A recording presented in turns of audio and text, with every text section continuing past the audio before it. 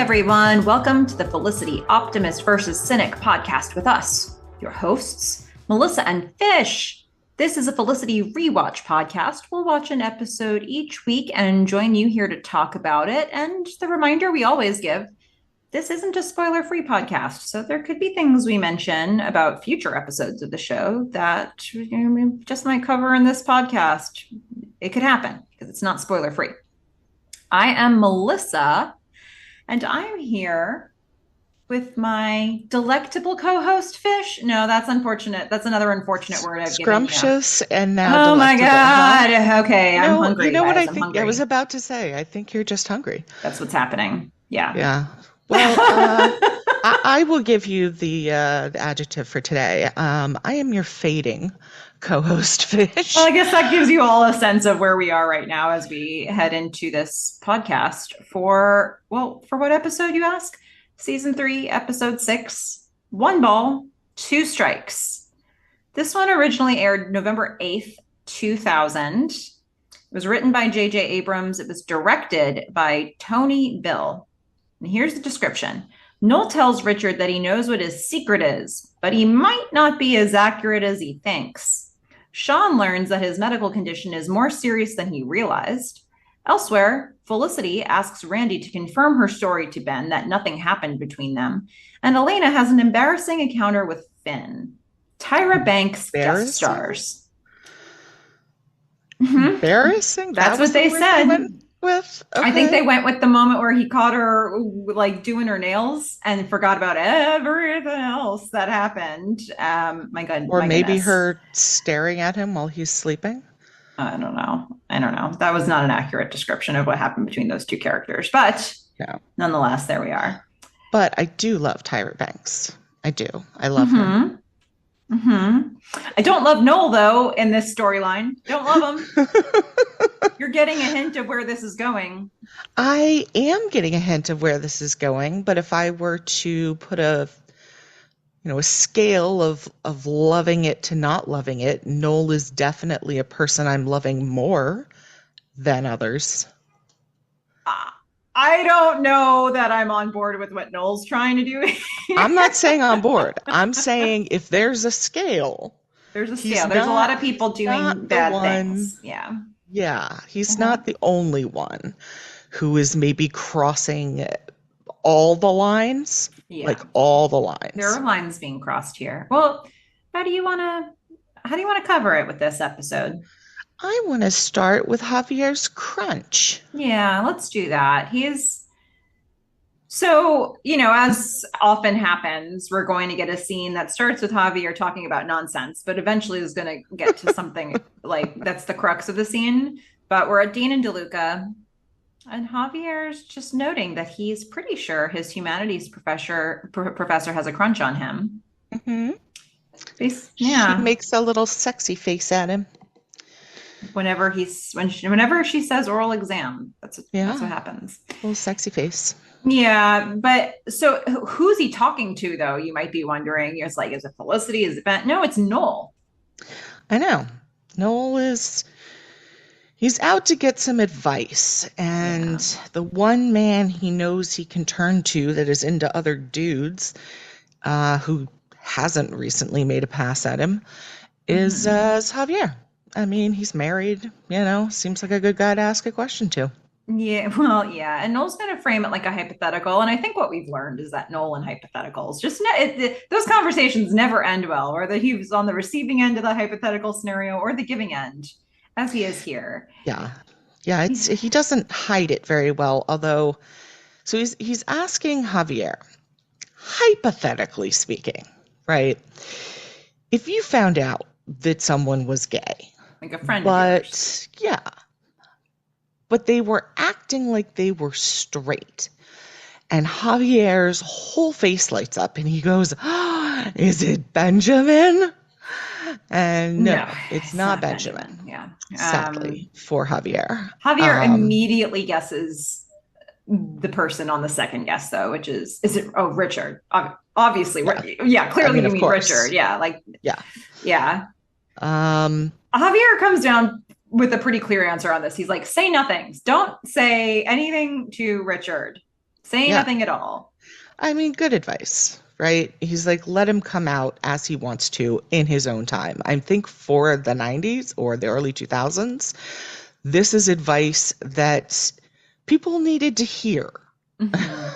because there was a lot of outing But then going on. unfortunately, Javier goes a little further and actually gives Noel some language, which we know that never ends well. So But it was Javier nice. says, It like, if you're was gonna nice say anything, language. it was nice, but Yes, he Javier should have does just not know told that Noel's gonna Noel, use it. just sew your lips shut.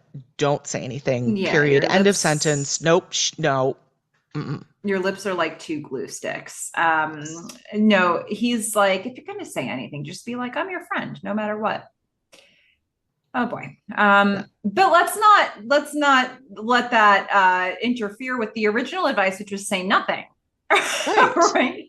So there's Original that. advice, say nothing to Richard.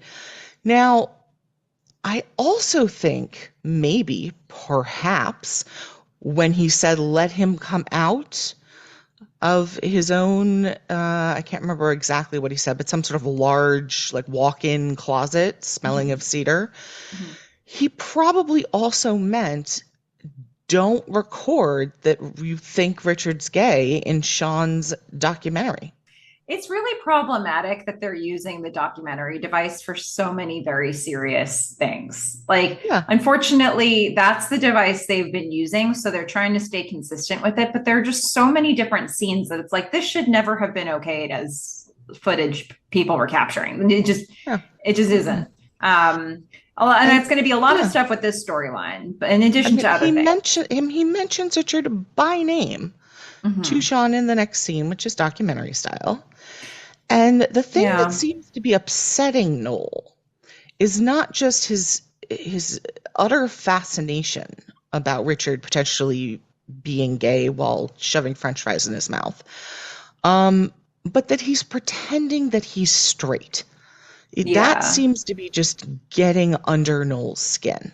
Yeah, because Noel's pretty sure this is all a cover. So it's just like, stop trying to convince me.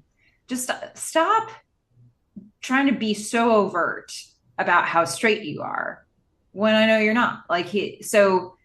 So that's the crux of his interview here, where it's like, I wasn't gonna say anything, but then Richard started doing it again. He started doing the thing. And then we cut to Richard doing the thing, non-documentary. Yeah, and Richard's being Richard. He's being a horn dog. He's talking about this hot girl and, wants to get with her. And yeah, it's Noel's still being awkward. Yeah. And unfortunately, he's gonna I don't know how exactly his brain tabulated or absorbed Javier's advice, but he just ignores the don't say anything to Richard piece and just goes straight to, I'm your friend no matter what, which Yeah, is a weird opener. it is. And Richard's like, has the appropriate response. Yeah, and this is a sandwich, no matter what. Yeah, What are you talking I'm with about? Richard. It was Yeah, weird. It's like nothing good's gonna come after that. What? What is yeah. happening? And then Noel just can't. He's just like, I know you're gay. I know. And I actually love Richard's response to this. He's not mad at the fact that Noel thinks he's gay. He's mad because he says, you think I'm hiding something? You think I'm ashamed of who I am? I am the soulless devil, Richard. I rock. Like, eh. I And then don't he know runs though. away. I think it gets in a little. Like I think he's using some very like mm, the Yeah, fact that he he is goes straight to hiding you think I'm something. hiding something, you think I'm Yeah. ashamed. It's like this is what he's now doing. Like he Yes. has labeled this himself, and so he thinks he's doing this. But So he's not upset that Noel thinks he's gay, which I appreciate I in this don't know. I moment. think he's upset in his own Richard way. I think that Really? I think he's frustrated that everybody's getting in on this, but it starts here. I mean, here's the thing. another theme, like a theme, if we're going for a theme of this episode, last time it was honesty. This time it's Richard leaving conversations in a huff. Every time we have a Richard scene, he's just going to be like, oh, and then he's just going to leave the room. Yeah. I actually started That's to really appropriate. love it. So, I mean, he's not being treated well in these he's rooms. not being treated well So, in these rooms. And it plays a little differently than when Ben's leaving rooms, right? yeah. For some reason with Richard, it's like, oh, Richard left the room again. I was cracking up, to be honest with you. And of course, I mean, Javier can't help himself. He like walks over and it just like hits Noel in the shoulder and is like, told you. Yeah. I mean, look, this is not how you do this. No. This isn't how you do In fact, let's be very clear. Javier was very clear. Don't do this. Don't do anything. Yeah. Nothing. Don't do this. And if you're going to do it, don't do it like this. But don't do it. You don't have to worry about how you're going to do it if you just don't do it. Yeah. That's our message to everybody listening. Maybe it doesn't need to be said anymore, but maybe it does. It definitely needed to be said then. And so I think it's a general message that has gotten out to the population that, hey, it's not up to you to call people out. Yeah. Leave them alone. Even if you're trying to do it with love. Not a thing.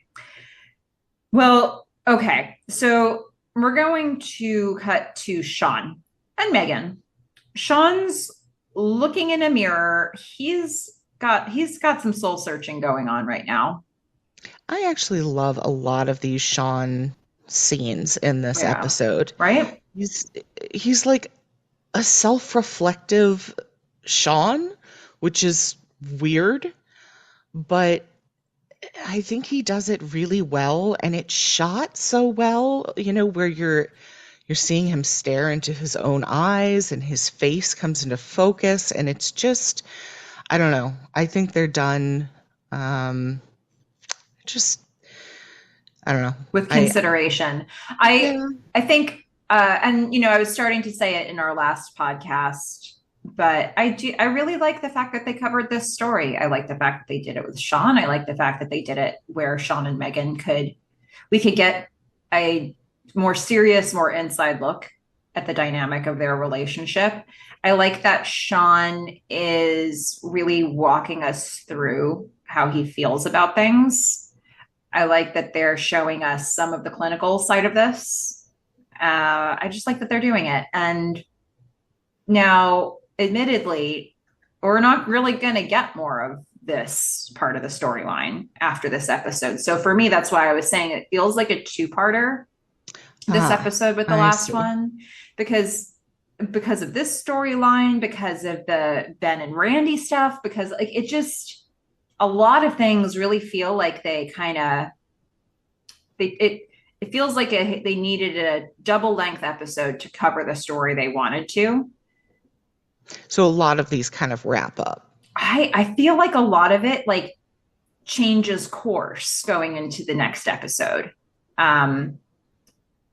Like they're not going to give us a lot more Randy.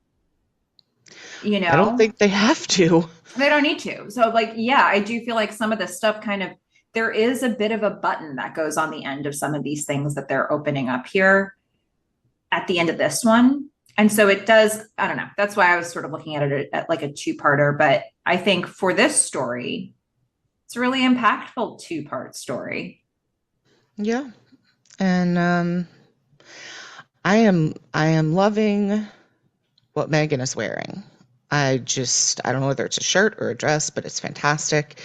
And, I do feel the way she's dressed is it is starting to change, but she's still got sort of like the dark, like crosses and stuff like that sometimes. But now, I don't know, she's got these more like flowy, kind of classy looking outfits going on, and I love that because it gives her like a different air when she's being kind of sweet and considerate, and like she's still going to be like tough love and honest when she has to, but she's also going to be there in this very supportive role. And Yeah. I really like how they portray her as well. Okay. Well, so with this scene, so Sean's looking in the mirror. Meghan comes in. He's saying, oh, he's going to meet Felicity soon. He's sort of joking off that he's not nervous about seeing the doctor. He's like, look, it's just an outpatient thing. It's not even going to be a big deal. It'll be fine. Yeah, he really Um, locks into this outpatient thing. he really does. Yeah. In the same way that he locked into the idea of an infection last time. Yeah, It and I'm was, trying to remember what year. Gosh. Um, I must have been in college. I don't know. It was definitely before 2004. Um, and I had a breast cancer scare. mhm. And so this is in 2000, and like a like what they ended up doing with me is called a lumpectomy. They like took the whole thing out and checked it and biopsied it and stuff like that. But like the biopsy part of it, if I had just decided to go that route, um, I mean, it's basically just like sticking a needle in you and you're done. Like Mhm. it is no big deal. Yeah. I mean, they're calling it exploratory surgery, and I'm kind of like, I don't know, maybe it was different a few years earlier, or maybe it's different if it's a testicle, but like a biopsy should just be like stick the needle in, get what you need, done. Yeah. Well, I mean, I think that Sean is only so reliable of a narrator here. The moments where we hear from the doctor, we're getting the accurate information, but the moments we're hearing from Sean, we know that he's downplaying everything, even to himself. So, Yeah, but exploratory surgery sounds a whole lot worse yeah, than like quick biopsy. yeah, Not a yeah. problem. Well, whatever's going on here, he's downplaying it, and he doesn't feel like Meghan needs to even come to the appointment. He's like, it'll be fine. It's fine. Um, and then And they've so done, yeah, so he's just saying it's no big deal. Outpatient, outpatient, outpatient, outpatient, no big deal. And then we get a rather moody Ben walking through the coming scene. coming on in. And then exiting. He's going Yeah. to reject doing an interview. He's not having it. No, thank you. Yeah, he's going to reject doing an interview he was not asked to do. Yeah, Um, and that's I true. thought it was interesting that Sean says, this is the way he's been for a week. So we have a time frame. It's been a Yeah. week. Yeah, we do have a timeline on that. And then I thought this was funny that Meghan and Sean's Meghan was like, well, I mean, how would you feel if you saw a photo of me circulating around school with me, basically naked, drunk out of my mind at a frat party? And Sean's just like looking at her like, yeah, that's very likely. Yeah, Sean just has this little smile on his face, and she looks at him. She's like, you wouldn't be surprised at all. And he's like, no, not really. I mean, I really like that they're showing us this stuff between these two because they know exactly who they both are. Yeah. Um, The show they knows who they are, and both of them know who know they who the are. other person Yeah. is. And it just goes to show you like every couple's different, Yeah. and what's okay for Felicity and Ben or what's not okay for them. It's a different story for Meghan and Sean, like completely different. And I Yep. don't know. I don't think that's just because health stuff is putting all this in perspective. I think that they are Nope. just, it's like we're fine with different things. That's it. Well, I mean, look, if Sean's going to be with Meghan, he's going to have to be fine with some stuff. That's true. And Meghan, I think, like, Sean's not perfect. She's going to have to put up with some stuff too. Yeah. So, Yeah. you know, So we're going to head to documentary style, where Sean's interviewing Felicity, who's working on a picture. I wasn't really sure like what style of art this actually is. I wasn't even sure what to call it. Later in the episode, she calls it a picture. I wasn't sure if it was mixed media or if it was like I just couldn't no, tell it at just first. looks Yeah. like a drawing, like probably ink. You think? And yeah, I figure it's probably started as pencil and then went to ink. But the thing that I think is so funny about this is I think the guy in the drawing looks like Matthew Reese. I think he really Oh, looks like him. okay. Well, there you have it. And once I saw it, I couldn't unsee it. And so every time I saw it, I was like, it's Matthew Reese. She's she's Drawing drawing her her. future Of course, husband. she's not the one who drew it, I'm sure. Yeah. But still, I was just like, I can't unsee it now. Yeah. So we're gonna see the thing that, yeah, the thing that this picture, this drawing is of it right now. It's a work in progress, and so it's a man running. And that's all we got.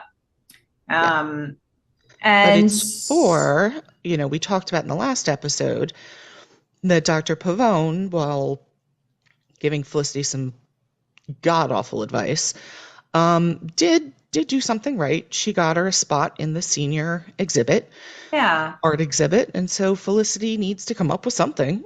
and we're gonna get to see that Yeah, play out here, and and it uh, will be on sale. Someone can buy it if they want. yeah. But here's the thing. So Sean started this interview under the guise that they were going to talk about this exhibit, but what he I really know, wants to do, I know. Sean just Of wants to talk about the course. drama. So he's going to point blank be like, "Tell me about Ben." And what I love about this scene is that so Molly is in the background. Yes, that is exactly what I wrote down. I was And like, this is so weird. the moment that he asks Felicity, who's very uncomfortable, he's like, "Tell me about Ben." She's like, "Well, no, see, because you told me this was going to be about the exhibit." But the moment he asks her about Ben, Molly looks up with concern, Oh, I didn't see how's this concern. gonna play out? I saw interest. I mean, she's sitting there like reading a magazine or a book or something, and I she's just think it's hanging both. out. Yeah. And I just thought it was so weird that she was sitting there. I was like, Felicity's being interviewed. Like, get out of the shot. Like, what are you doing? I felt in this episode, she was just like a random placeholder for Face stuff. it, you hate Molly. You just don't I ever want to don't, see her on I your screen. really You're don't like constantly her. like, why is she in this shot? Yeah. Why is she in that shot? Why are they involving her in conversations? Why Why is are they she on telling the her stuff show? that's happening? It's like, Fish, I need you to Go accept that away. this is a new character. No, Okay. I refuse to accept. I refuse to She's accept it. She's the red coated whatever. She's the red coat she that made Julie go away, although she is sometimes going to be on your screen. Okay. no, They I don't have like to it. involve her. Why? There's no reason. I just don't There's literally no know why reason you're for her to be in coming this so scene. unhinged by Molly. I don't understand. She hasn't done anything yet.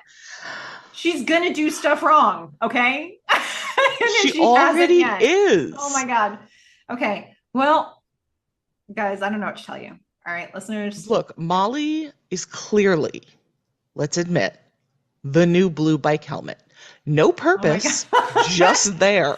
I am so sorry to the actress who plays Molly, who wasn't even She's they in the episode descriptions, they give you the actor name for everybody that comes in, except the actress who plays Molly. yeah, They're like, we have a new neighbor, and they just didn't name her. yep. What the actual? I can tell you the actual. She I serves no just, purpose. oh my goodness, Zero Molly, I'm here purpose. for you. Okay, I'm here for you. Whatever. I'm gonna be your optimist. Okay, that's it. I'm going to be confused by the storylines they give you, but I believe you should be here. You deserve to be here. And Let thank me you. summarize everything Molly does in this episode. She looks up from a magazine. She paints Elena's toes. She gives someone a hug. The end. No, she gives Richard his first kiss. Oh my God. That was so invasive. I mean, we can get there, but like, I know, who I get it. does You hate that? Molly. Okay, we'll get there. We'll get there. All right. So this scene I blocked that out is already. just gonna, I know. So this scene is the point of this scene ultimately is going to be that Sean eventually does get Felicity to talk about Ben, and she's just like, look, it's weird. I'm giving him, he asked for space. I'm trying to give him space. There's a lot of Ben asking for space so far in season 3. Well, she takes responsibility. She says, I did something stupid. Yeah, she does. And so he's asked for space and I'm giving it to him. Yeah. Yeah, that's fair. But that's all. Like, she's not gonna go spilling the beans all over the Yeah, place. she's She's not going keeping any the deeper. beans in the can. That's what's happening. For once. So let's go to Dean and DeLuca, which Sure. is busy. There's a lot of people, there's a lot of customers Yes. milling about. And Ben is asking Javier to be a go-between. He has a message. He needs to ask Felicity something, but instead of asking Felicity, who's in the back room stalking things, Mm-hmm. he's going to go to Javier to say, can you talk to Felicity? Javier says, heck no. Nope. That's happening. not how we're doing this. Nope. Mm-mm. Like, when is the last time I would, like, he's never said yes to something like that. How many times has he put them in a room together and said, you two talk this out? Javier's just like, no, if you have something to say, you go talk to her, period. Yeah, and I couldn't exactly hear what he was asking for. I feel like the second time it was something like cornstarch, but he asked for first, like Soho blend or something. I think it was they were out of like some a sort coffee. of coffee bean. Yeah. See, I just automatically put down muffins. But then later I was like, that's not what he asked for at all. No, it's really not. No. He does. He finally he goes to the back room. Felicity is stocking a box of heavy things needs to go onto a high shelf. She's pulling things out coffee one at a time. beans. Probably was. And Ben's like, do you need help with that? Reluctantly. And she says, sure. And she They're has going to regret it. that instantly. Yeah. Yeah. She has to push it. She's just basically she very quickly gets at, you're not talking to me. Well, he's like, do you want help stalking? And she's like, yes. And then she's like, let's go on a date. And it's like, space. He said space. Yeah. And then Ben's like, no, I'm playing basketball with Sean. And then Felicity's just like, goes off. She's like, nothing happened.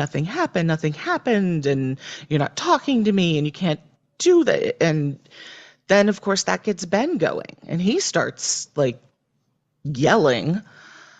He doesn't yell much. He says, you don't know that nothing happened.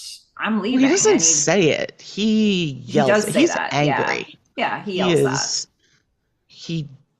He is just boiling. He is boiling and he will boil over. He's just boiling.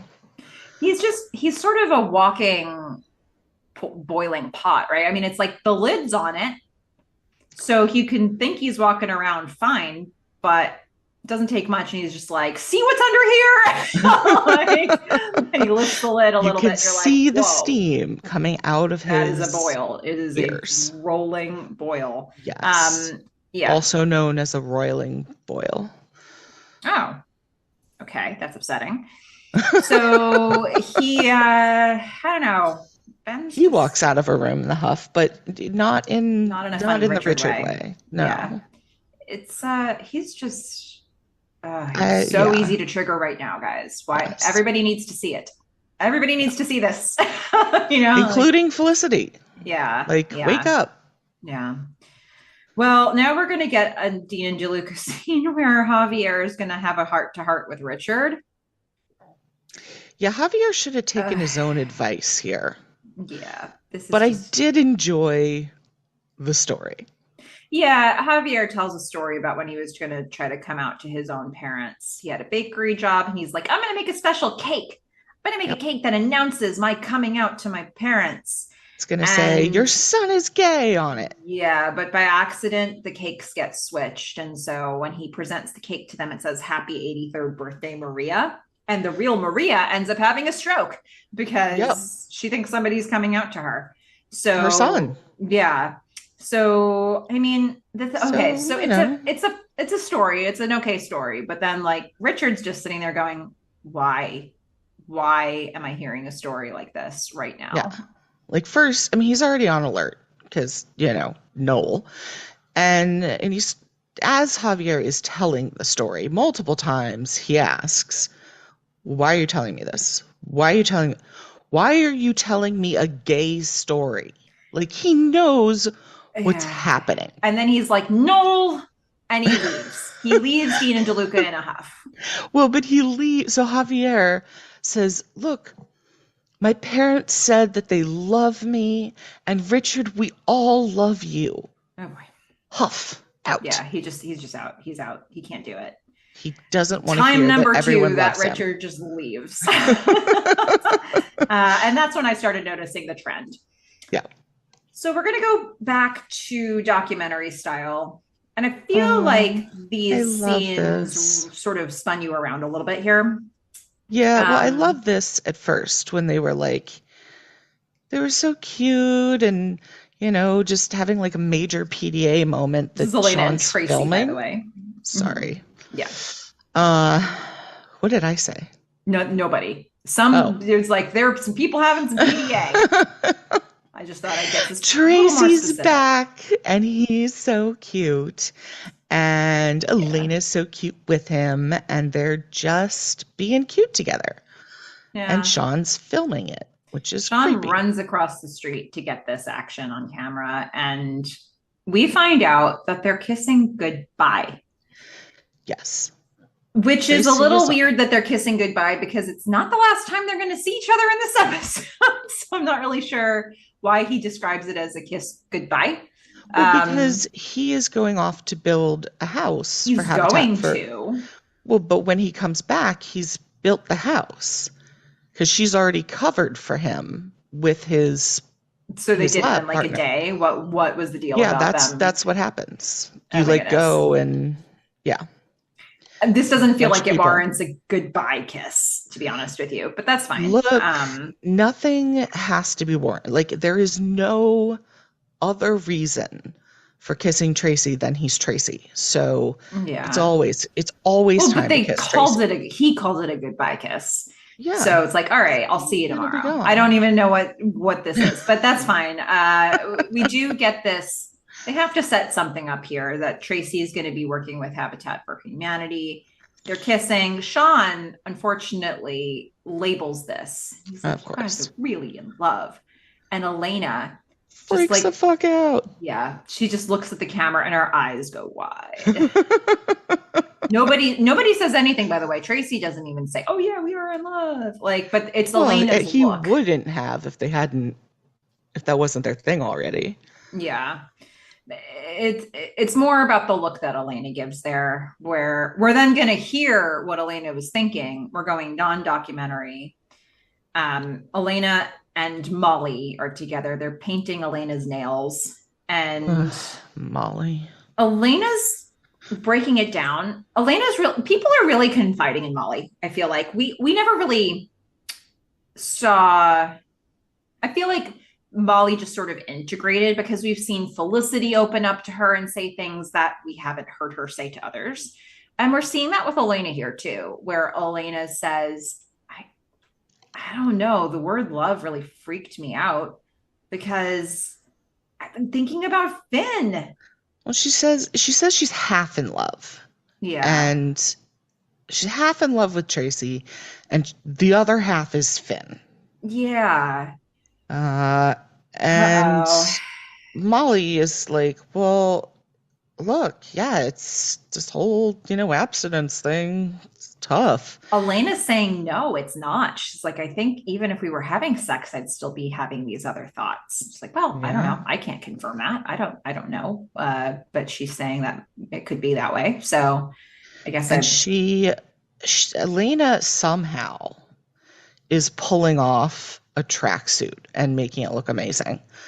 There's no reason for her to be embarrassed when Finn comes in and she has like a magazine in her teeth and she's like carrying some stuff. Yeah, she can't really walk. She can't really hold Yeah. things because all of her nails have just been done. It's Awkward. awkward. She still looks great.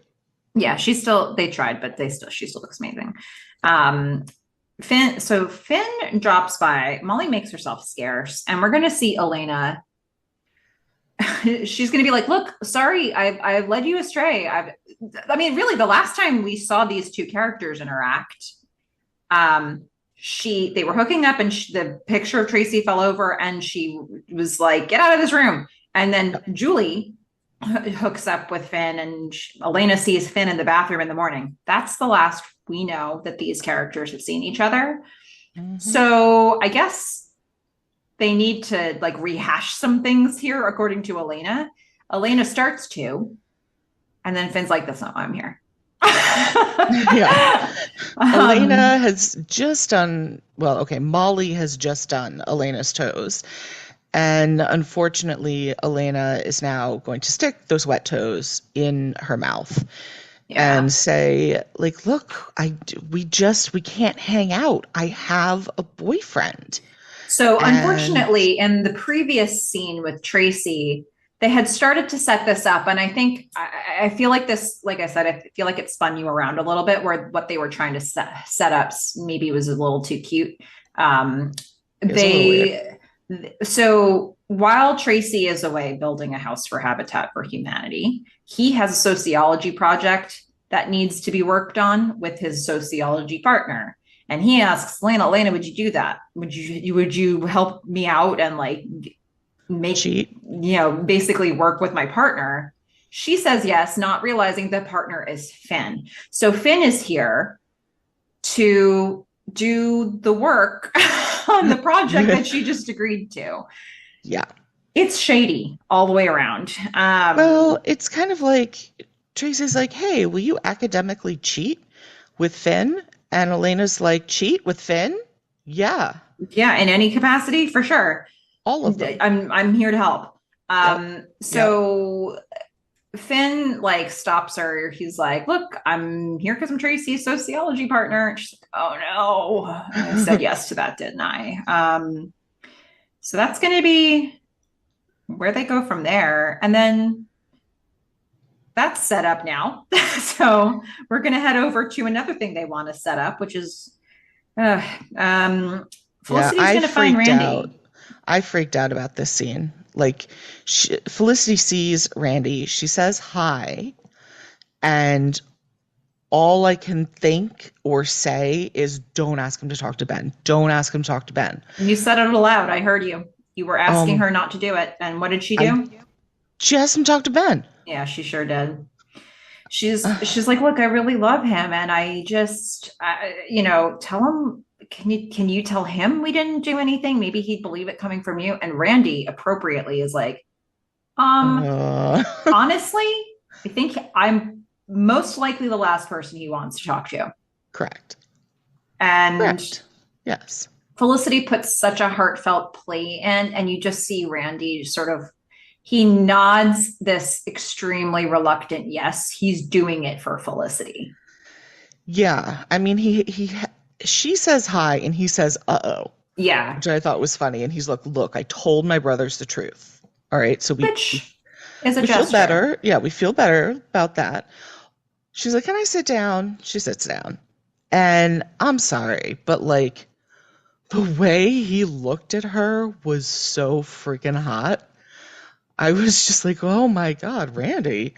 Um, Felicity is not taking any notice of that, but I am. And if you haven't, go back and watch that. Just like those 2 seconds are worth it. Okay. Um, Randy's hot, okay? He's probably not used to being this guy. Yeah, he's probably So not. He's but doing he's his gonna do it. in this episode up until the end. They're doing their best to make Randy a downright reasonable guy. Like he actually went out Um, of his way to tell his brothers, okay, that thing that you were assuming, that I let you assume, it didn't happen. I'm not the stud you thought I was, the wicked stud. He's gone as far out of his way to make reparations here as he possibly yeah, can for kind of doing nothing wrong, really. But the thing he did wrong, which I blamed him for last time, he fixed. yeah, So no, and for him, he knows he's headed into trouble. He knows that he shouldn't be he talking to this does. boyfriend, but But he he's doing it. also likes her. He seems to like her, and I'm just gonna say, like, you know, I In don't know another that he universe, was at another 100. time, maybe we would have had a Randy and Felicity situation. Although in another universe and Eh, another time, I wanted Eli and Eli, yeah. Felicity. Okay, so fine. In another universe, another time, it could be Randy and Eli. Look, it doesn't matter. Who's to These say? are all beautiful people. They're great combinations, But all of them. I Um, mean, what you just said was like up until the end, they were trying to make him out to be like a reasonable guy. And I would argue that maybe even at the end, he wasn't being like 100% unreasonable.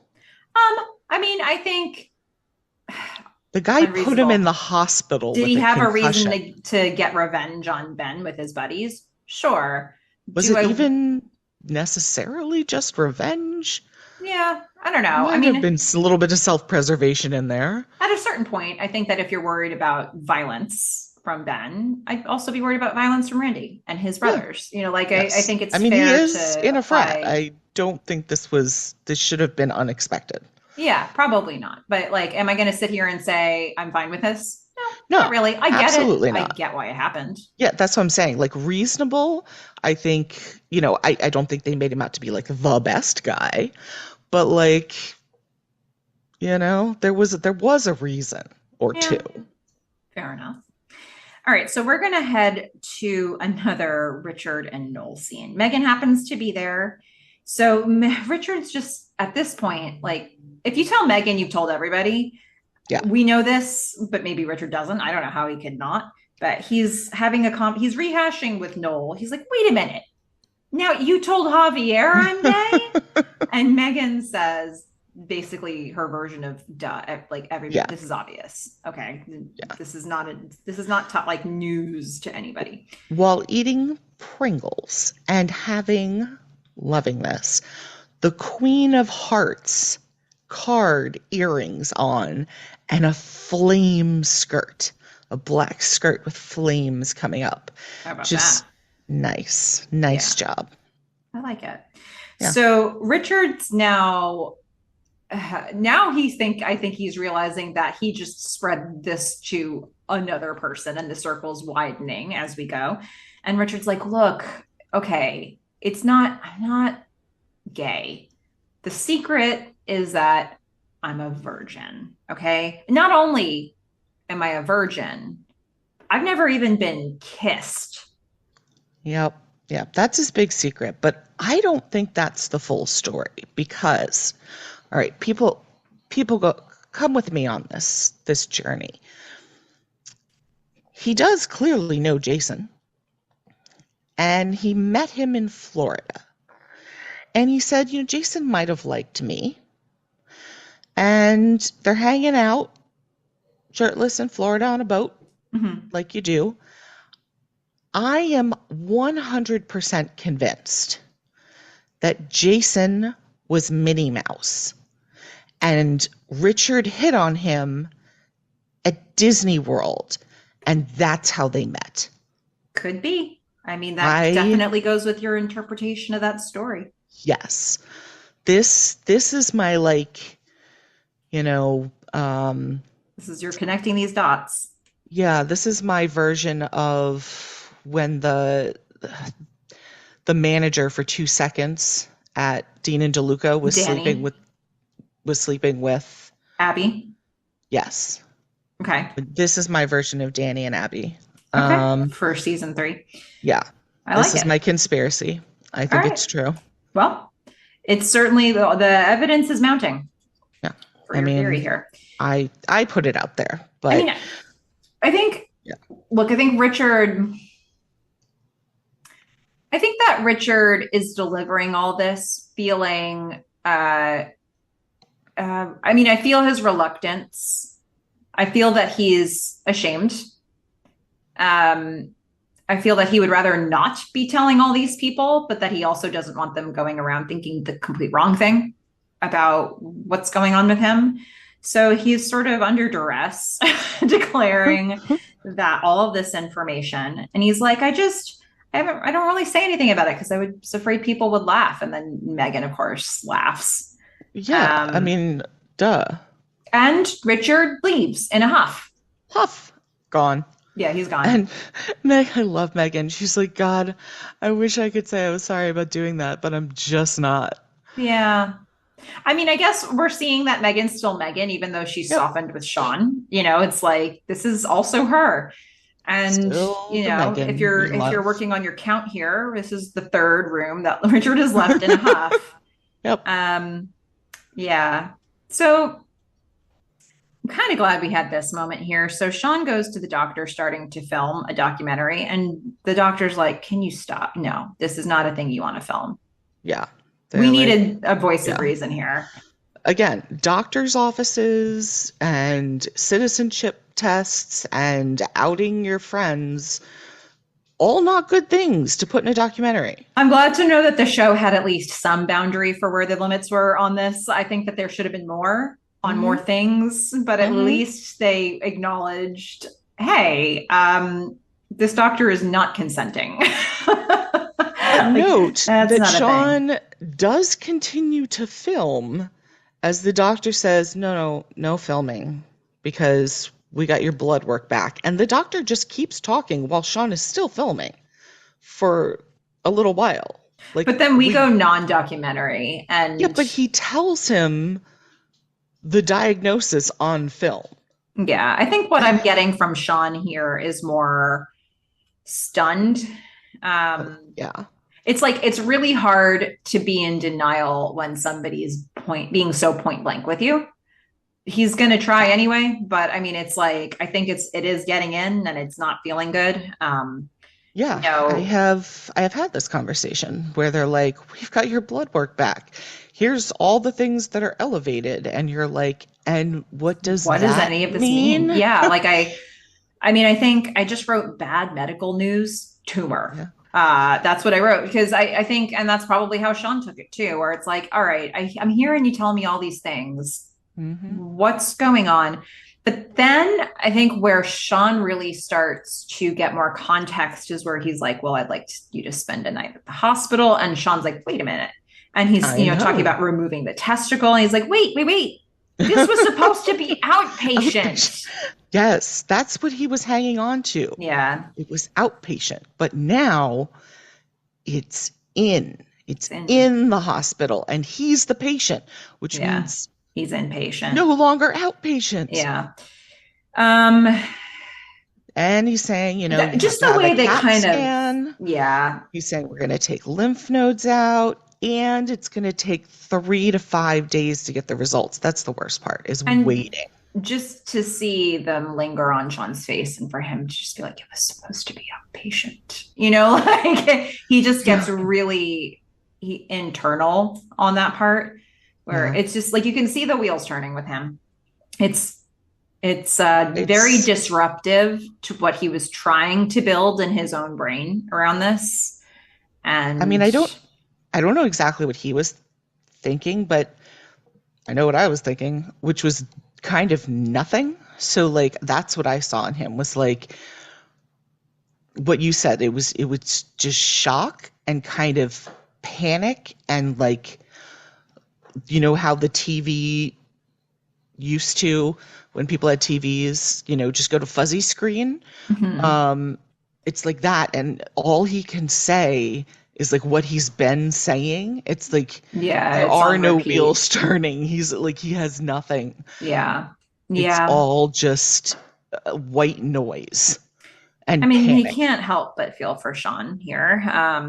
Yeah, It's scary for us as the viewer, and it's scary for him. And we can see that he's just got all of the personality zapped right out of him here. It's just yeah, like, ugh, I'm not Sean right now.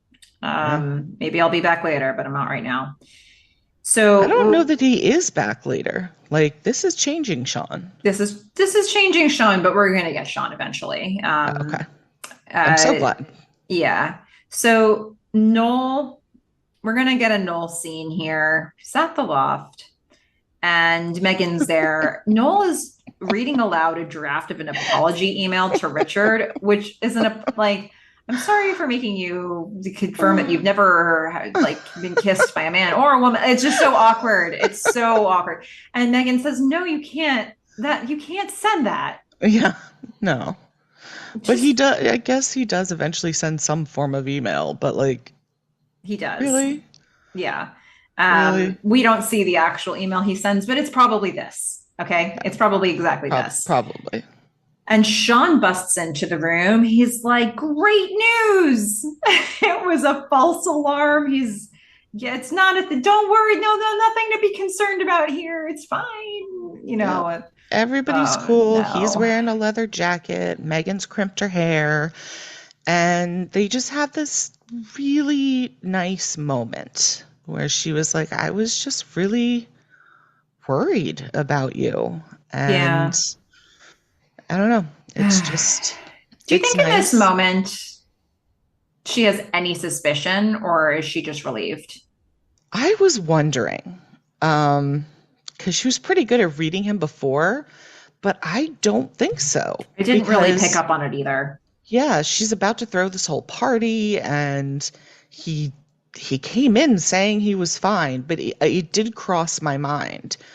I was like, this could go one of two ways. Like, all right, she's gonna do a party or whatever, or she comes back to him later and is like, what was that BS? Yeah, I mean, we get there eventually, but I also agree that I wasn't really feeling in this moment. I think she was ready to accept his good news wholesale. Um, so okay, well, we'll circle back to that soon. But Noel's going to be called away. He's going to get an emergency computer repair call, and Sean's like, "Oh, can I go? I'm so excited." He's just in total faking it mode now. And then we are going to go to this computer call. We're going to go to somebody's door. It's documentary style. Noel's going to be describing, like, usually these things are, like, Pimply faced nerds who've been downloading music from Napster. guys, Everyone remember remember Napster? Napster? Yeah. I remember Napster. That Well, really that really put me in that time period. yeah, That yeah. squarely set me in the time. And It's if like you Napster. weren't squarely set in the time, when he opens the door, another fully like 90s, early 2000s moment is the appearance of Tyra Banks. Look, I mean, Napster and Tyra Tyra Banks. Banks has Yes, like she has long surpassed. continued, Yeah. but Yeah. that Tyra Banks, like, you know, model model-esque Tyra Banks, we'll say. This Eh, was of that time period. I don't feel like she's of a time period. I think that her career has had many different iterations and she's had different, like, America's Next Top Model and her own talk show, and she's got Yeah, like but multiple she's entrepreneurial businesses. I think she's evolved. What I think is interesting though is that I don't know how many models were, that was a time period where crossovers were less possible. Like it was starting. It was it like the was time when it was like starting. bands were starting, like bands were on Buffy, and sometimes there would be, But you as know, like individual, so like an actor couldn't even really go from movies to TV. or a sports Or like figure, musicians couldn't really cross over. And then people started to do it, but it was pretty hit or miss. And then as people started to do it okay, I think it's now at a point where it's like not as unusual to see people making crossovers. It yeah. makes a lot of sense to me that people would have many talents, especially artistic talents, and would be able to do like a lot of things well. Um, this is probably one of Tyra Banks' first roles. Um, I would think so. But yeah. she's just been very open about like body image Mm-hmm. and like where she was when she was a model and then like after. Mm-hmm. And so this is like, I think this time period's Tyra Banks. Yeah. So she's gonna come to the door. Now, I don't think they actually name her character in this episode, but she's Jane. Ah, I just kept calling her Tyra Banks. Okay, so she's Jane. They just didn't give her the name here, which is weird that they didn't, like, they got through a whole episode without ever giving her a name because she had so much stuff in it. But Yeah. so she's Jane, and she's immediately confused why there's somebody filming her. And which is completely justifiable. fair enough. And so she's like, what is happening with this camera? What are you filming? A documentary. A documentary about what? She's computer geeks. And that, she warms up to that. But, Sean, you need waivers, okay? You need to have a stack of waivers in a folder It's true. at all times, Yeah. okay? Yep. If you want to use this footage and you don't want to get sued, you need waivers. Okay. I mean, Melissa's the media person. She knows. Sean probably I am doesn't. okay with being on this documentary. Yeah. I'm like, I consent to having footage of me, my likeness or image used. Like, yes. Okay, that's all it needs to be. Signature. But she loves documentaries. Loves them. Come on in. Yeah. So now we're gonna go non-documentary, but Sean's still Sean is filming in the room, but the real camera is filming Sean filming what's happening here. Yeah. We are looking at this and it's non-doc. It's very confusing. It's all very confusing. Okay.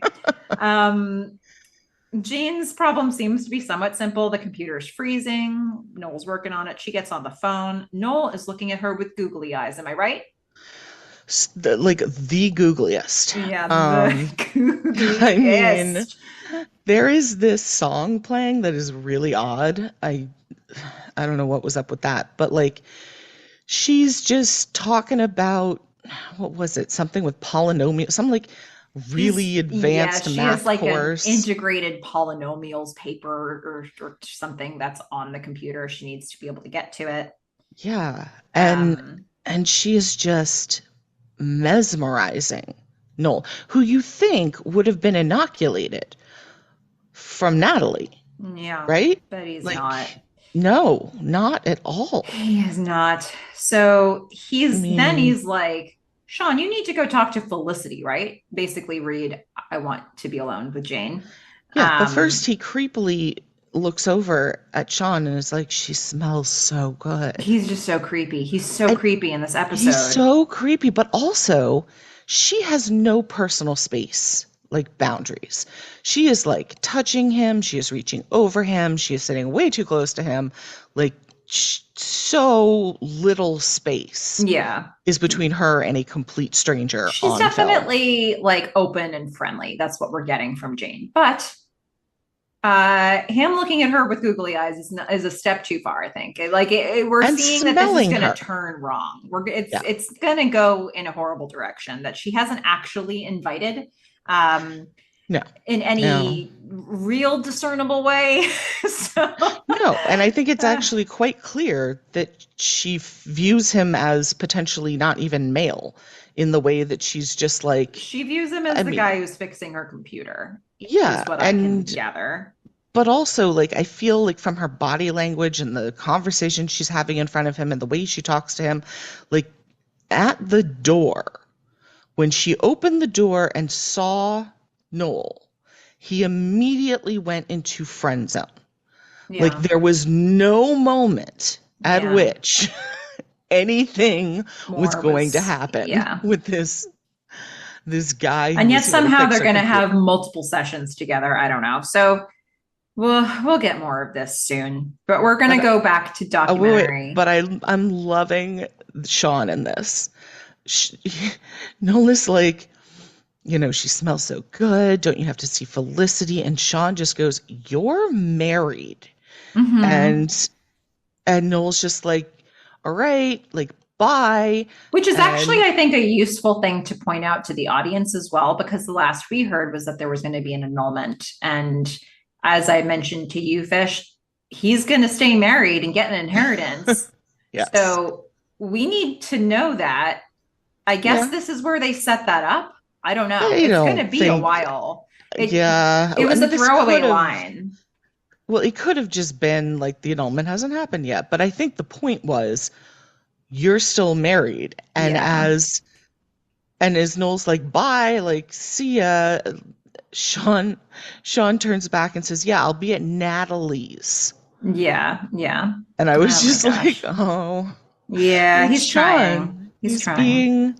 He's being subtle. That's not a thing. That's not really a thing, but it is now.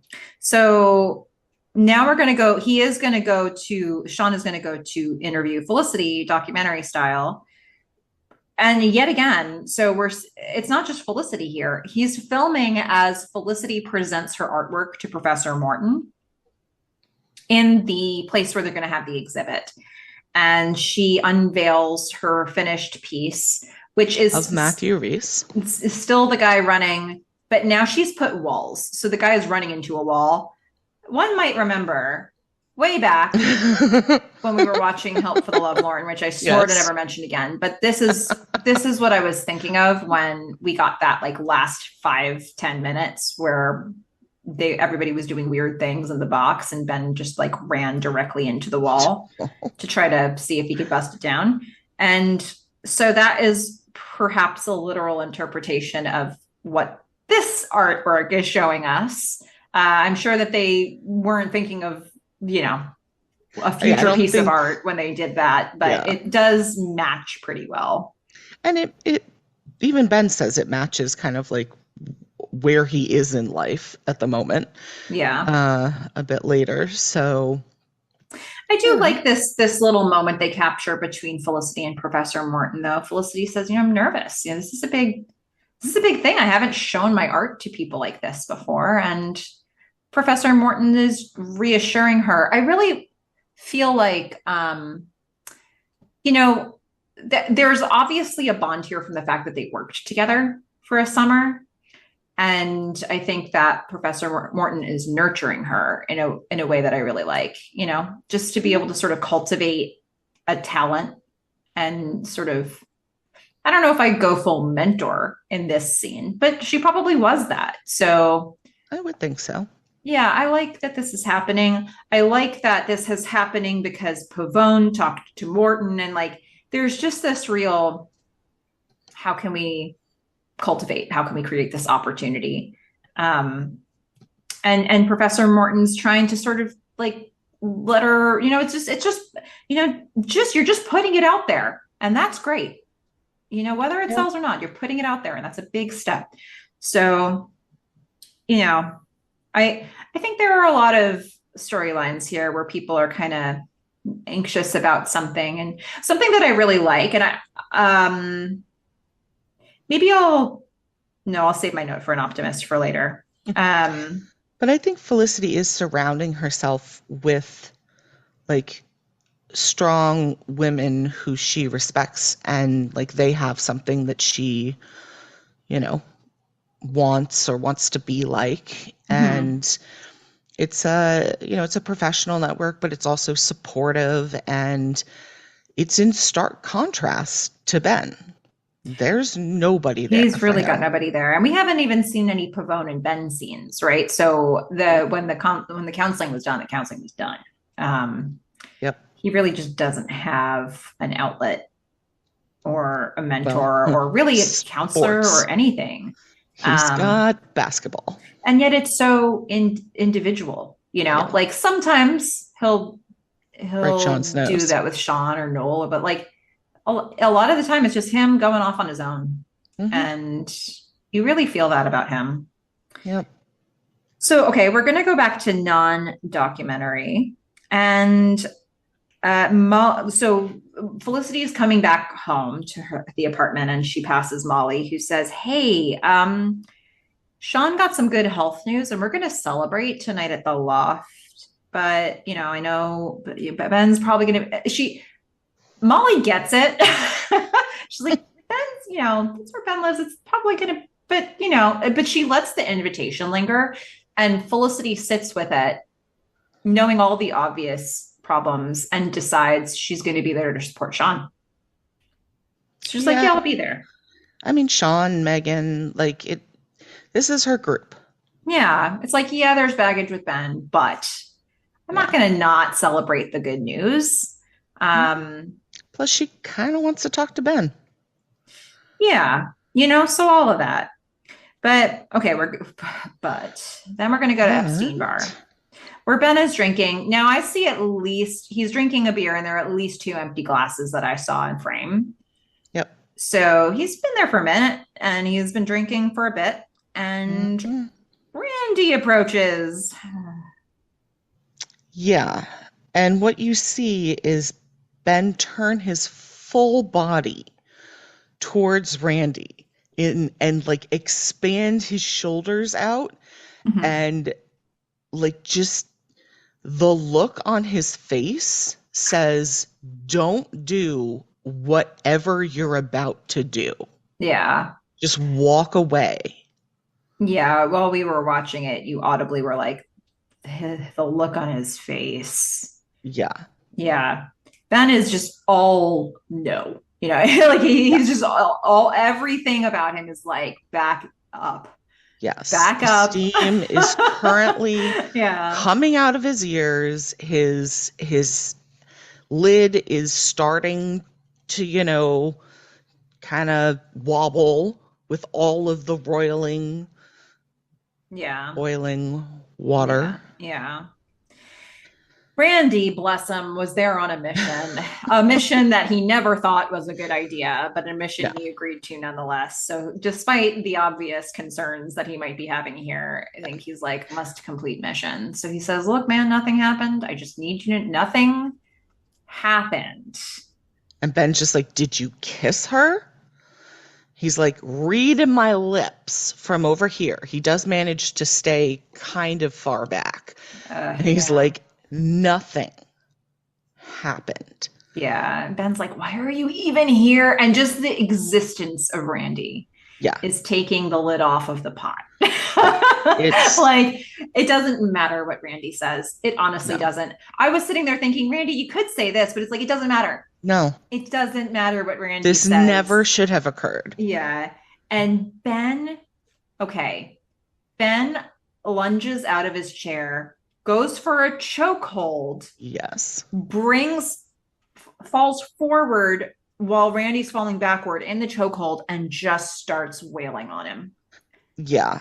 I mean, that's exactly what I noticed. It was like he launches. I mean, Randy has stayed far back. He did not get close to this guy. He said stuff in short sentences and was like, I'm leaving. Yeah. And Ben just loses it. I mean, he cannot control himself. All you see is this arm out and his hand around Randy's neck as he goes down. And you Yeah. can't see Randy on the floor, but you can see Ben pulling his arm all the way back and just Over and over hitting him. yeah, And the sound effect there, they you can really got punches hear that were it. landing. The Yes. whoever was doing the sound effects there, it was like they Good job. wanted exactly what they got, I think. Yeah. And I mean, they don't part of what I kind of liked about this is they didn't stay long enough for someone to pull Ben off. So we don't know How long how it this went. Yeah. really ended. We really don't. And you just get a sense, you hear what, 3, 4 punches land, and you don't have any sense that Ben is letting up after that. No. Like he's No just way, gonna no way is he in rinse and repeat on control. this one. So I think, when we were at the end of season 1, I think, and was it the end of season 1 and you were getting concerned about some of the like violent stuff you were seeing from Ben? Yeah. This is the This scene that I is was thinking of. yeah, this is where you know he just doesn't have control. It really doesn't. And it's dangerous and he doesn't have what's his name? The redhead with who wears hats. Lynn? He doesn't have Lynn. I keep wanting to say Finn now. He doesn't have Lynn around as another big guy to pull him off. Yeah. You know? So God knows how many people it took to stop that. Yeah, probably quite And a few. who else got hurt? Yeah. So, all right, we're going to head over to Elena's. Finn's going to show up. hmm And that's all we're going to see there for a minute. Yep. They did a lot of quick shots in this one. My hand hurts a little bit from trying to take notes. Yeah. A lot of quick shots, a lot of group shots. Yeah. but it was And so very we're effective. gonna move next to dinner. So I believe the people that I saw sitting around were Meghan, Sean, Felicity, Molly, and Noel. I have left Molly out clearly because, oh no, I have Molly. Molly told the first Yes. anecdote, so I hope you mentioned her. Yeah, basically they're all sitting around having, I don't know, it looks like Chinese takeout or something, and they're celebrating Sean's health, as erroneous as that may be, and they're all thinking they should be relieved. So, and that Sean is relieved. So people start exchanging stories about uh testicular cancer or Dead relatives. tumors, and that went horribly wrong with relatives, and Hmm. like multiple people have stories about this. They're like, thank God it wasn't like this guy I know, Sean. And Sean's just Yeah, like, gulp. I know. uh Sean. yeah, then they mean well. But They think that they he do. doesn't have an issue here anymore, Right. so they're like, Yes. aren't we glad it wasn't like that? And he's still potentially got that outcome ahead of him. So he's like feeling Yeah. very concerned about And it's these. probably not helping him like want to address it. No, it Uh, probably isn't. And it's definitely making him start to panic. We're going to get Richard come in, during this, and he's going yes. to And be like, he's going to yay, say, Sean. yeah, he's going to say your favorite phrase. Noel, can I talk to you for a minute? Yeah. Yeah. Yeah. He's like, I got Yeah. your email, horribly worded, but I appreciate the gesture. He says, he's basically trying to say, like, let's put this behind us. I'll be the big guy. Just keep it a secret for the love of God. Don't let Yeah. anybody else find out about this thing that I'm so embarrassed about. I'm, But he wants to be clear about it. He's like, look, being a virgin is not shameful, yeah. but it is top secret. He's top secret. Like he's very ashamed of it while he's saying that. It's Yeah. just not, he's just not. And then Noel's like, okay, so do you still want to be fixed up with Molly? He's like, no, I'm over the Brit. Mm-mm. Don't, but It's that doesn't make me over. gay. I'm just saying, Let me clarify. yeah. Yeah. So he wants exactly zero more people to know about what the situation is. Mhm. We are now going to head to Finn and Elena, Yes. working on the sociology project, but not really. Finn has a problem. And in Mhm. this scene, I think his problem is that his head and hair is it's very weirdly shaped. Oh, He's got a weird head. It's yeah. weird.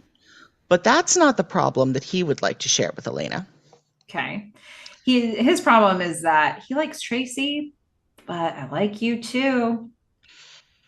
Yeah. And Elena, says the right thing. Tracy is a good guy and I'm not an option. Hmm. Good job saying that. Yeah. So we're gonna head back to the dinner party again. And we're getting more stories about, Yep.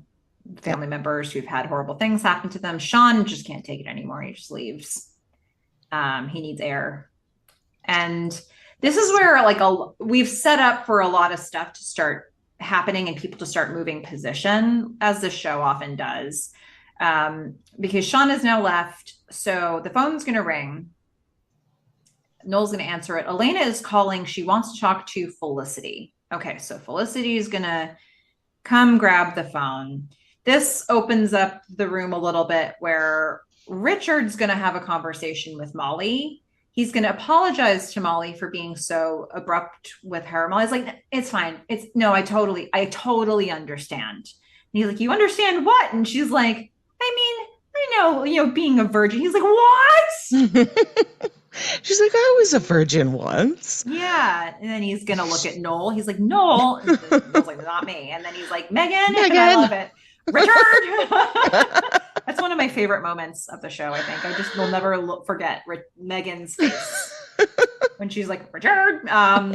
She definitely is the one who told Molly. She's not Absolutely. sorry about it. She's probably Nope. told 5 other people. At It's least. fine. Yep. So Yes. now Ben's going to come in. Felicity's on the phone with Elena, but Who is having a Felicity, crisis. yeah. Finn is looking at her. And really, Elena needs to talk to specifically Felicity at this moment. Yes, this But is a Felicity moment. Felicity is distracted. She wants to talk to Ben. So she goes after Ben. She tells Meghan to talk to Elena, which is for sure the worst person Yeah, to address this issue. 100%. Maybe Richard, but like definitely not Meghan either. Yeah, of the friend group, this is the last person you want dealing with a Tracy Elena situation. So Meghan gets on the phone. She's like, just sleep with Finn. Yeah, just do it. This is not a problem. What's your deal? Like she just so she's like, and like that's it. That's the whole conversation. You're like in it college. never Like, ends. why do you need a moral compass? Okay. Yeah. Oh my goodness. So fortunately, Meghan is on the phone with Elena, giving her terrible advice that poor Tracy doesn't deserve. No. But it's good that she's on the phone because another call is going to come in. And it's going to be the doctor calling to confirm Sean's surgery. Well, reschedule his surgery, which this is not something that a doctor could call your house. HIPAA regulations exist for a reason. Mm-hmm. Like, unless Sean had specifically signed a form that said, yes, please call me on the phone that Meghan has access to and not my personal cell phone that I answer Blumberg Productions. So Noel originally answered that phone Blumberg Productions. Yeah, but it continues. Like Sean does it. Like other people pick up that cell phone that he has. He's been doing it for since that episode. Yeah. So no, he should not be saying anything about surgery to Meghan. She can't take a message. No. But he does. They're trying to move the plot forward here. So she's going to take this message. And this isn't a message you'd have to take if he were healthy. So the jig is up, right? It's like busted. She's now very aware that they should not be celebrating his health, that he is still very much sick. So we'll cut from that to Felicity, who is now, she's gone into Ben's room. And I am like terrified at this moment. Like she walks in there and like my stomach just dropped. I was like, get out, get out, get out, get out. Ben's found enough time to get an ice pack on his swollen hand, swollen from beating Randy's face. And he is still angry. He's still angry. He's like, I don't know, he's like seething. I don't know what the word is.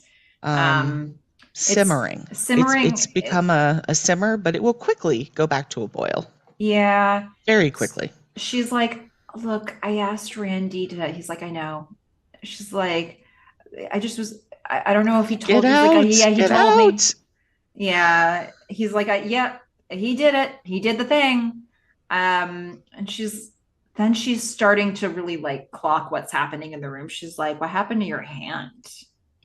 And he's like, Randy's face. I don't know. It'd be funny if I wasn't so terrified. It was bad, right? So it's dawning on her what just happened, and she's like, "Did you do like? Is he okay? Like, and then Ben is just that is what sets Ben over the edge. Don't defend him. Yeah, just screams, "Don't defend him!" and punches out a lamp.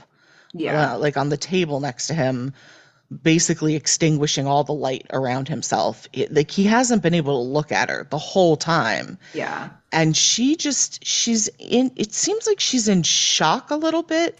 And she just kind of steps back and very, very slowly leaves the room. And the whole time I'm just like, run away, like run. Well, it's sort of like you don't run from a predator cat, because they're just going to chase you. that's not what she is like. It's like he does all of this stuff. And her response last time was kissing him in the middle of the apartment. And then now it's like, a little later, she'll just be like, oh, I wish we weren't in such a weird place, with him putting this guy like in the hospital and giving him a concussion Yeah. and punching out a lamp in front of me. And it's a little weird. I wish it was Well, better. yeah, those are the words she put to it. But in this moment, in this room, when she sees him physically lash out like that, she has no further words. She leaves, she backs out of the room. Like, Yeah, I I think put she was, scared and I put a question mark next to it. Do you yeah, actually think she was scared? I don't know, but I know that she was not going to pursue that conversation anymore and she backed slowly away. I don't know exactly what she was feeling, but this was not a man she could talk to. And she knew that and she didn't try. She physically, and she backed out of the room. So Yeah, she but was the looking at way him and like judging her space. Do I know how much of a physical threat she was feeling? I don't, but I she didn't engage. she didn't engage, but I kind of felt like the way she moved to her hands, it was kind of like almost like she was sort of affronted isn't the right word, but like it was sort of like really, and then just kind of slowly left, like like I'm just not gonna do this right now. But like in this, like I'm not actually at all scared. Like to me, it didn't feel like she was scared. She didn't look scared. She looked like okay, like that was uncalled for. No, I felt a little bit of, I felt she was a little bit, I felt that she was jumpy as a result of him physically lashing out. Hmm. Um, All right. I, I mean, was she at a 10? I don't know that she was. Maybe you want to see her at a Was she at a 10. 2? I don't think she was. Yeah, I don't know. So, okay, so we are going to now go from that to Meghan a and scene where, Sean. yeah, and I feel like this scene is like a really interesting juxtaposition with that one that we just saw, where there is something very disarming about this scene, about this conversation. I think that Sean also is like a man on the edge in a different way than Ben, but I think Yeah. Meghan reels him back very effectively. But also in a like really harsh way at Yeah. first. I But also want to point out it's they're that both wearing interesting leather jackets. combo. Yeah, it's that interesting combo of like harsh but exactly custom made correct. Like for who I these two people are, guess. she's I don't harsh, know. but she but it cut this is her language. Sean speaks that language and I think he sees Mm, underneath it the amount of vulnerability that's in it. okay. And I feel like, yeah, because so basically she's like, he's like, I'm too healthy for this. She's like, well, no, you're sick. Hmm. You're really sick. And like, and so the part that I think is especially harsh in how she's phrasing it is like, you're really good at fooling yourself with other stuff in your life. Like Like your your inventions inventions, working and like that you're going to everything's get gonna, rich. This yeah, documentary is going to suck. I mean, she lists everything that he does. She's yeah. basically like, you're going to fail at all of it. And you're just living in la la land. Yeah, so she's saying like don't fool yourself. Like you're really good at fooling yourself in those ways and please don't try to do that with this. You have to deal with it. And if you can't find it in you to do it for yourself, do it as a favor to me. And I think what makes this work because on the surface, like if you're looking at I guess if you're looking at the script and you're seeing what she had to deliver in writing, it's rough. It's Yeah. like do you have to insult him to get him there? But Yeah, maybe. I think that the thing that we're seeing in how she's delivering this is the terror in her eyes. Hmm. Like there was a fear and a vulnerability. And she's like wide-eyed and about to cry for the whole thing. And Sean looking at her like that, it's like she's saying these things that could land really harsh, but she's like, I am begging you, Yeah. like in a way that I've never seen from her ever before. So it's so interesting how this is a Mandy Foreman compliment, I think, that I understand this as the way Meghan would speak, but I see underneath it a real love for Sean. Yeah. And so before she says the harsh stuff, she does say you're sick. And then she says, look, I'm not going to pretend like I have some story about, someone that I love who, didn't get help and died. But I will tell you, I don't want to have that story.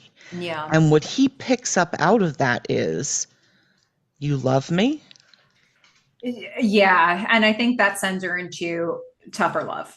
Tougher love is needed here, because you are spinning everything into like the rosiest possible version that isn't even real. Like I just, I don't know. I thought this I was a think really interesting scene. yeah, I think she got scared, and there's a bit of like a, I don't want to, it's not quite lashing out, but it's like, I'm going to be mean because I'm desperate and you have to see this. Well, and the thing is too, like I think that I know this is manifesting in a different way than the way that Ben is out of control, but Sean is lying all the time to everybody, including himself. And he's lying himself into the grave. Like he's not taking a situation seriously, that like if he continues to just do nothing and Hmm. pretend it's not there, his outcome is certain. So it's like I think I see in this episode a couple different people trying to sort of snap other people into reality. Sean tries to do this with Ben later. Hmm. And I wonder if that's like uh and if we can thank the conversation Meghan just had with Sean for Sean's ability to do that with Ben. Um, because now Sean's having a moment of clarity. I don't know. It maybe is a bit of a jump to think that, but I do feel like she's like shaking him and saying, "You're out of control. Like, stop it." Well, Um, he's hiding and she yeah, has to pull him out. yeah, And before, I mean, this is a bit of a mirror of the earlier conversation they had where she said, like, will you go to the doctor as a favor to me? And he was like, no. She's like, idiot. And she leaves. And hmm, here, she doesn't ask. I mean, you're right. I mean, the way she says, like, do it as a favor to me is like she's begging him to do it. It's yeah. not a question. It's like a combination pleading, and it's like a terror-filled pleading. Yes. Um, Yeah. and how can he look at her eyes and not like process that? It just it got in. Yeah, and I like the way that you're talking about the juxtaposition between Ben and Felicity and Megan and Sean, because I think part of it comes down to eye contact. I mean, Mm, these two are looking right at each other. yeah. Ben can't for a second look at Felicity. He's just looking down at the ground. He's not recognizing like her humanity and other people, and that she's trying to like help, or all the pain that he's causing her. But Sean has to see all of that. Yeah. You can't look away from it. It's right Yeah. there. Yeah, it's interesting to have these two back to back and see like this is what it looks like when communication attempt totally fails and you Yeah. can't reel a person back in. And this is what it looks like when you do. when it works. And we get instant gratification that this worked because the next scene we're going to get is documentary style. Sean turns the camera on himself and he is talking about having surgery tomorrow. He starts far back in the room, and as the scene progresses, he's going to get up closer and closer to the camera. He's really vulnerable here, and he's talking about he's scared. He's scared of what's going to happen. And at one point, he even goes as far as to say, I mean, this could be one of my last Thursday nights. Yep. I mean, he is. He's scared and he's detailing what they're going to do. It is a little funny because he's like, they're taking one of my testicles. Mm-hmm. That's 50%. Yeah. Of my testicles. And I'm just like, okay. But then he like very quickly goes to like, and they're taking some of my lymph nodes to see if it's spread. And he just gets kind of quiet. And he says, doctors don't tell you everything. Yeah. And he's right. He's absolutely right.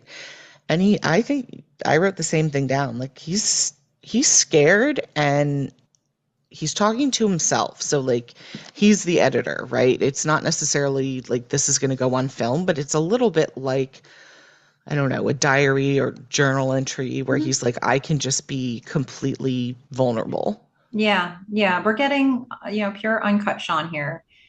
And it's just, I don't know, it really, here's a guy who's just sort of been like, it's like, how does this guy even make money? How does he live in this world? He's like impervious to everything real. And then, you see this, he's not. No. He is very much at risk and he is completely pervious. Very much pervious. Well, okay, let's go back to non-documentary. This scene kind of made me think a little bit of season 1 when Felicity goes over to Ben when they wake up in the morning. And I was like, don't go over, he's going to wake up. It was like the worst horror movie I've ever seen. And then here we do it again. Elena and Finn are waking up in the morning in separate beds. They did some sort of an almost all-nighter, fell asleep in separate beds. But I'm also wondering, so Elena has a roommate? Who knows? Who knows? I'm like, why are there 2 beds in this room? I don't understand.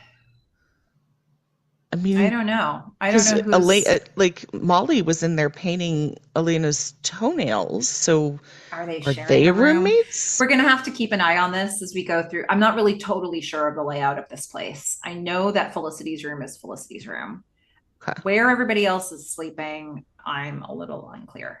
So we're going to have to keep an eye, I think, as we go through this season to see like where everybody is. Yeah, because here's the other thing.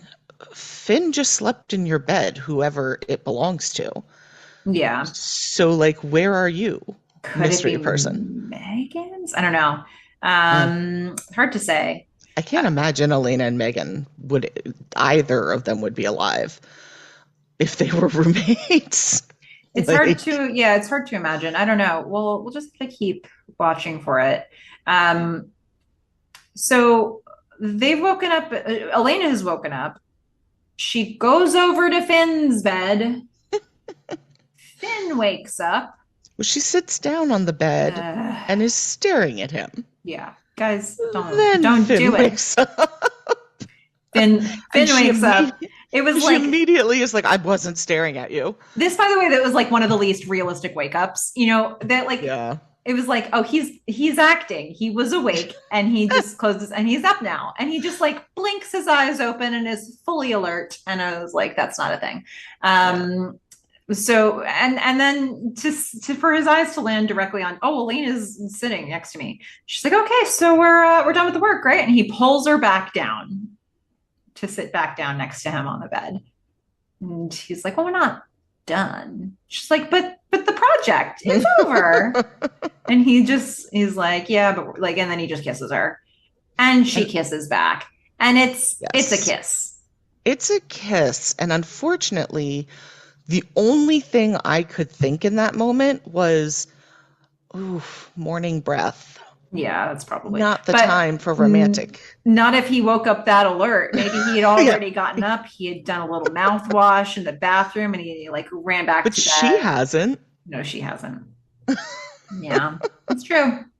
Okay, so then we're going to see Felicity on the phone in the lady's apartment. We're finding out something about Randy. Randy was hurt bad enough that the word hospital is involved here somehow. Yeah, like this was a hard scene to hear. Like literally they were talking so softly that we replayed it like 3 or 4 times and still couldn't figure out all the words. Yeah, I Um, don't know if it really matters, to be honest. I think just the idea that Randy was well, was because harmed severely I in this didn't know it was situation. Randy. I thought she was talking about Sean. And I thought she said that he didn't stay in the hospital.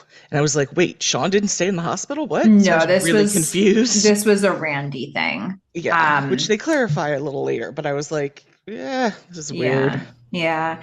So then Elena's going to interrupt this and she's going to say, Finn kissed me, but I kissed him back. And it was a real kiss. Like we really, really kissed. Yeah, they kiss through morning breath. I mean, that's Yeah. passion for you. And Felicity honestly doesn't even really engage with that conversation. She's just still so focused on the conversation she just was having on the phone, where she just looks at Elena. She's like, Ben beat up Randy badly. Well, what she said, she turns to Elena and she says, Ben beat up Randy. They think he has a concussion. Yeah. I mean, it's It's bad. it's not good. Yeah. Yeah. So we're getting that part. And then we're going to get an important conversation between Ben and Sean, a conversation Ben really needed to hear. I really love this scene.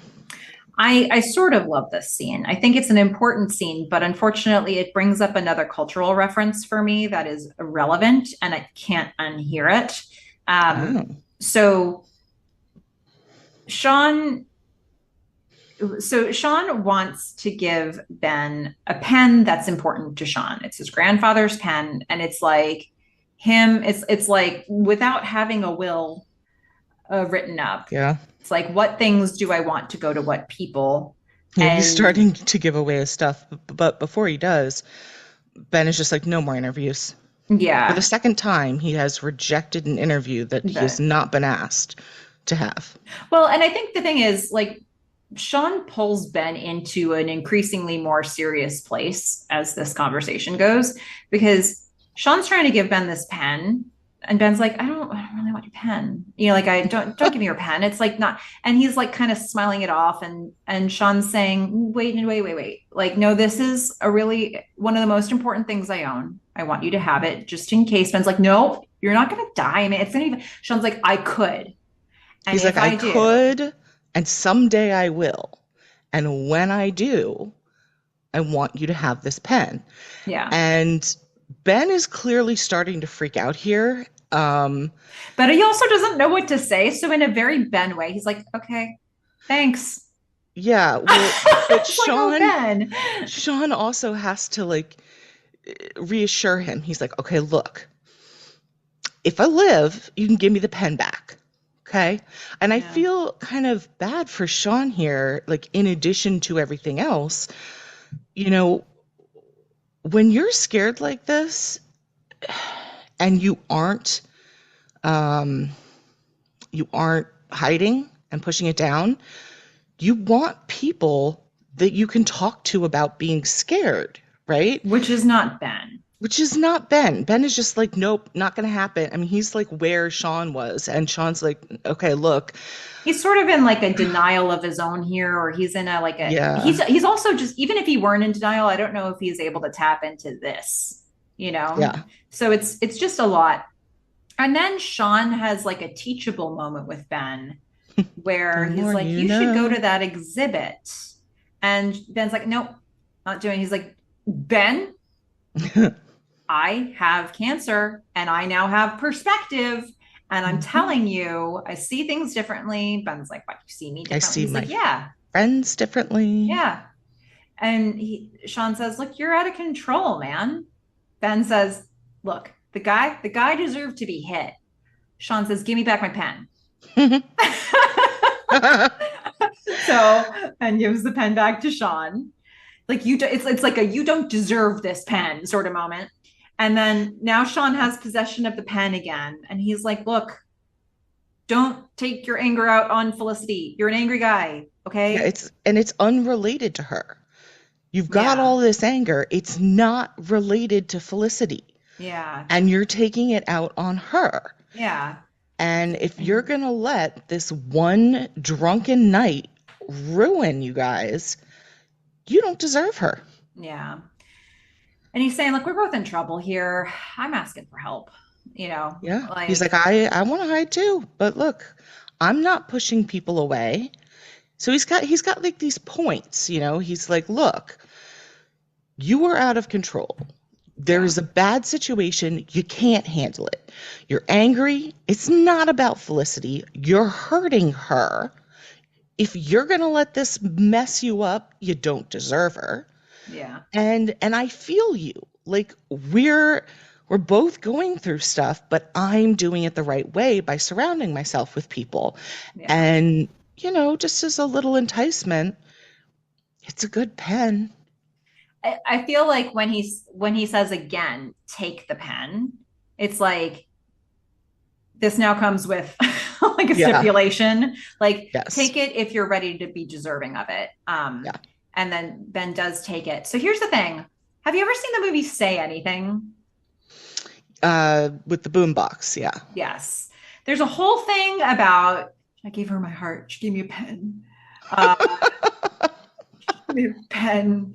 And then the pen comes into play later. Like, "Take this pen, write to me." It's like, okay, I'm not going to sit here and spoil the entire Say Anything movie for you, but if you haven't seen Say Anything, please go watch it. It's a delightful 80s movie with John Yes. Cusack and Ione Skye.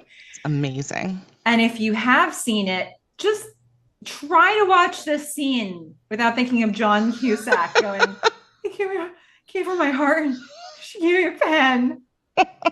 I just can't, That's guys. so It's funny. supposed to be a really important scene, and it is a really important scene. I understand that. I can grasp that. I'm here for it. Sean needed to say this.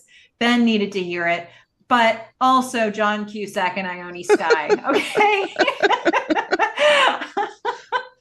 uh, what We are we gonna love do 80s about me, movies. guys? I mean, I'm just going to just love you. Okay. I'm gonna love you. I feel like that's a good answer. Yeah. Yeah. Okay. Just Jane the and way you are. Noel. Jane and Noel. For some reason, Noel's back in Or as Jane's I've room. written down, Nolan Tyra, since I don't know her name. Yeah, she's Jane. Okay.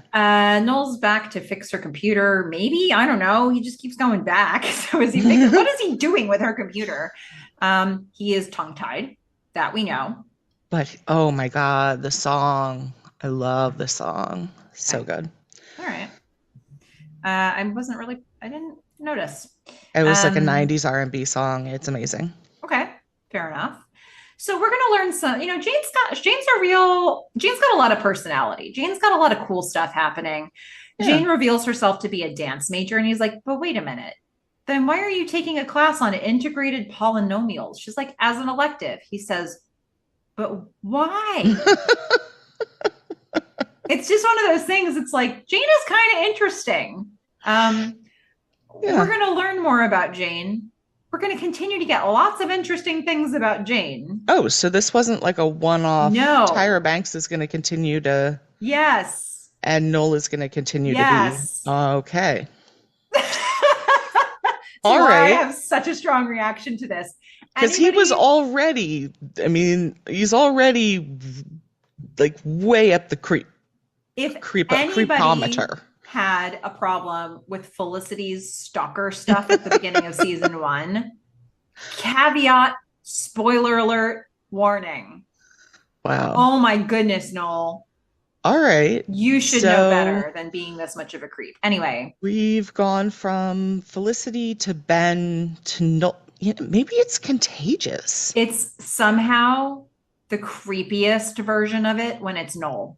Like, I feel. Now you're going to get to watch this play out, Fish. Maybe Yeah. you'll feel differently. I'm just saying, I can't make any, like, there's, with Felicity, it's creepy, but it's also like you kind of, it's like she's new to this. Like you can find some, like she doesn't know how to be social. It's creepy, but it's like, but then she's also going to New York to be away from her fan. Like you can make some rationalizations around it that I cannot make for Noel.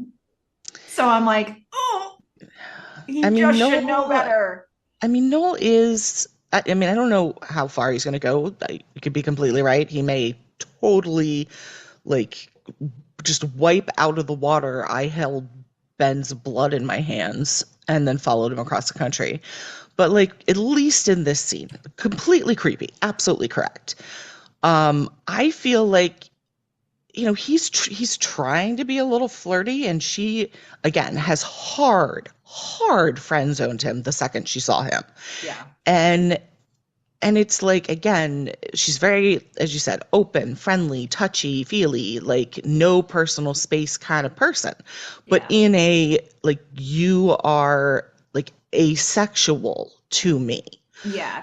She even um feels comfortable enough. She goes into the bathroom to change, but she's not out of, she doesn't close the like, door. she doesn't close the door. She just isn't even thinking about Yeah. Noel in any sort of way. Noel, meanwhile, is again just all the googly eyes, and he spills his drink. He's creeping. He's being a lurker. Well, he Um, spills his drink because as she's taking her bra off, he's standing up trying to see her. yeah, it's not good. It's not, I mean, it's And by not the way, it's awesome. spilling a drink on the computer he's trying to fix. So Yeah, why is he even in her room for a second time? I don't know. Now he's probably going to need to go a third time because he just spilled a drink all over her computer. he It's a definitely mess. will. We see it later. Yeah. But like, here's the thing. Okay. On the one hand, you are completely correct. He comes off as super creepy here. On the other hand, let me just give just say something on Noel's behalf. Okay. How many people would not try to see Tyra Banks if she was naked right near you? Yeah. Okay. I Fair enough. mean, I don't know what to tell you. Like, Uh, it's Tyra Banks. it is. I But just, he plays it creepy, which to me just says Scott Foley there's knows how there's to act. there's also no other way to, for that, like if he also saw the next script or whatever the next time is we're going to see him with this, um you can't not play this creepy and have that other stuff make sense, so he had to lean into the creepiness right away.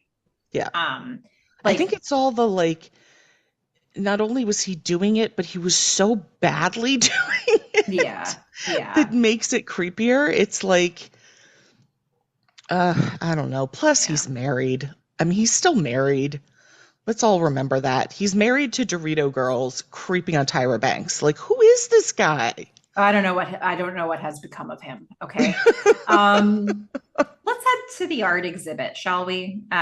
So we're seeing Yes. Felicity is walking with Molly and Elena, and they're all just sort of flanking her. And Richard's there, not Hmm. being that helpful, but trying to No. be. He's like, "Oh, what are these red dots that everybody has except for you? Oh, it's your art.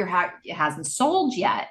And then Melissa's like, "Thanks, Richard." And he's like, "No, I'm sure these people don't have taste, so it'll sell no problem." Exactly. Like it made sense in his head, but I It did. He like, needed an extra second yeah, to just remember to not open his I mouth. see where he was trying to go, but it just didn't land right.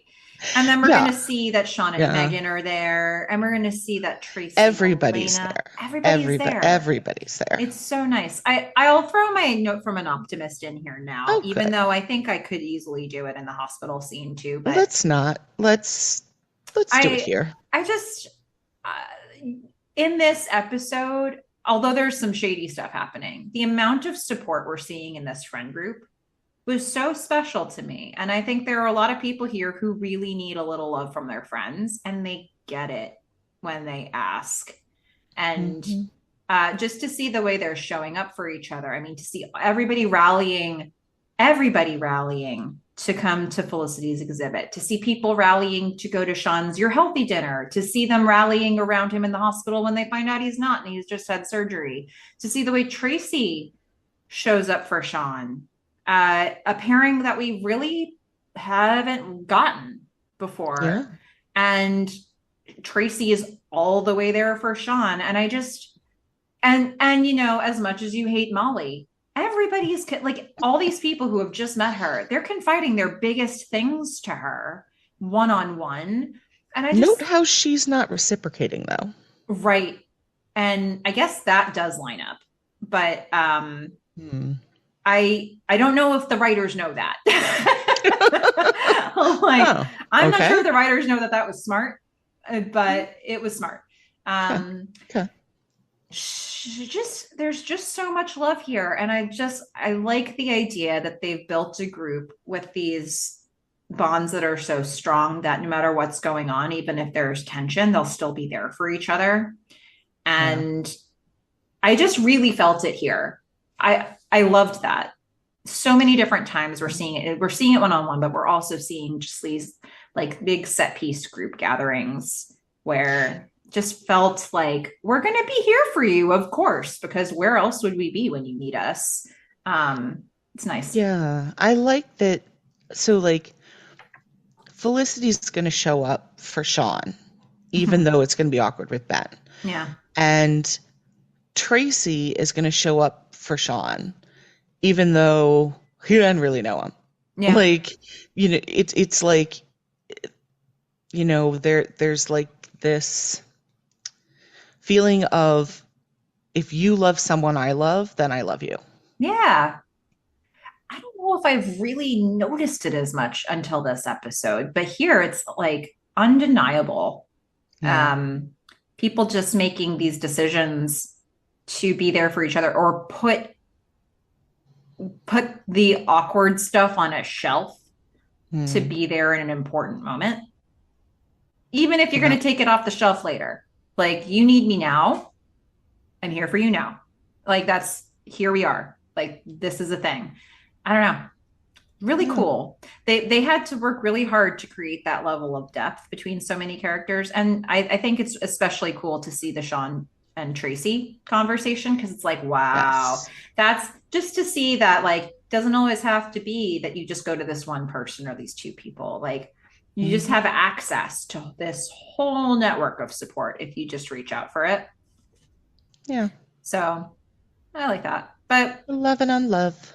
But actually, let's get to the Sean Tracy scene. So Tracy's in the middle of Well, trying to thank Elena so for.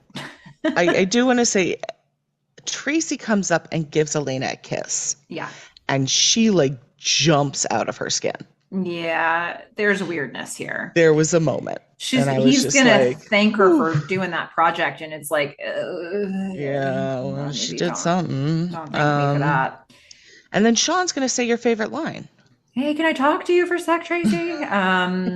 Tracy's gonna come up and interrupt this conversation, which is weird, right? Because Sean and Tracy don't have a relationship that we've ever seen formed before. But Nope.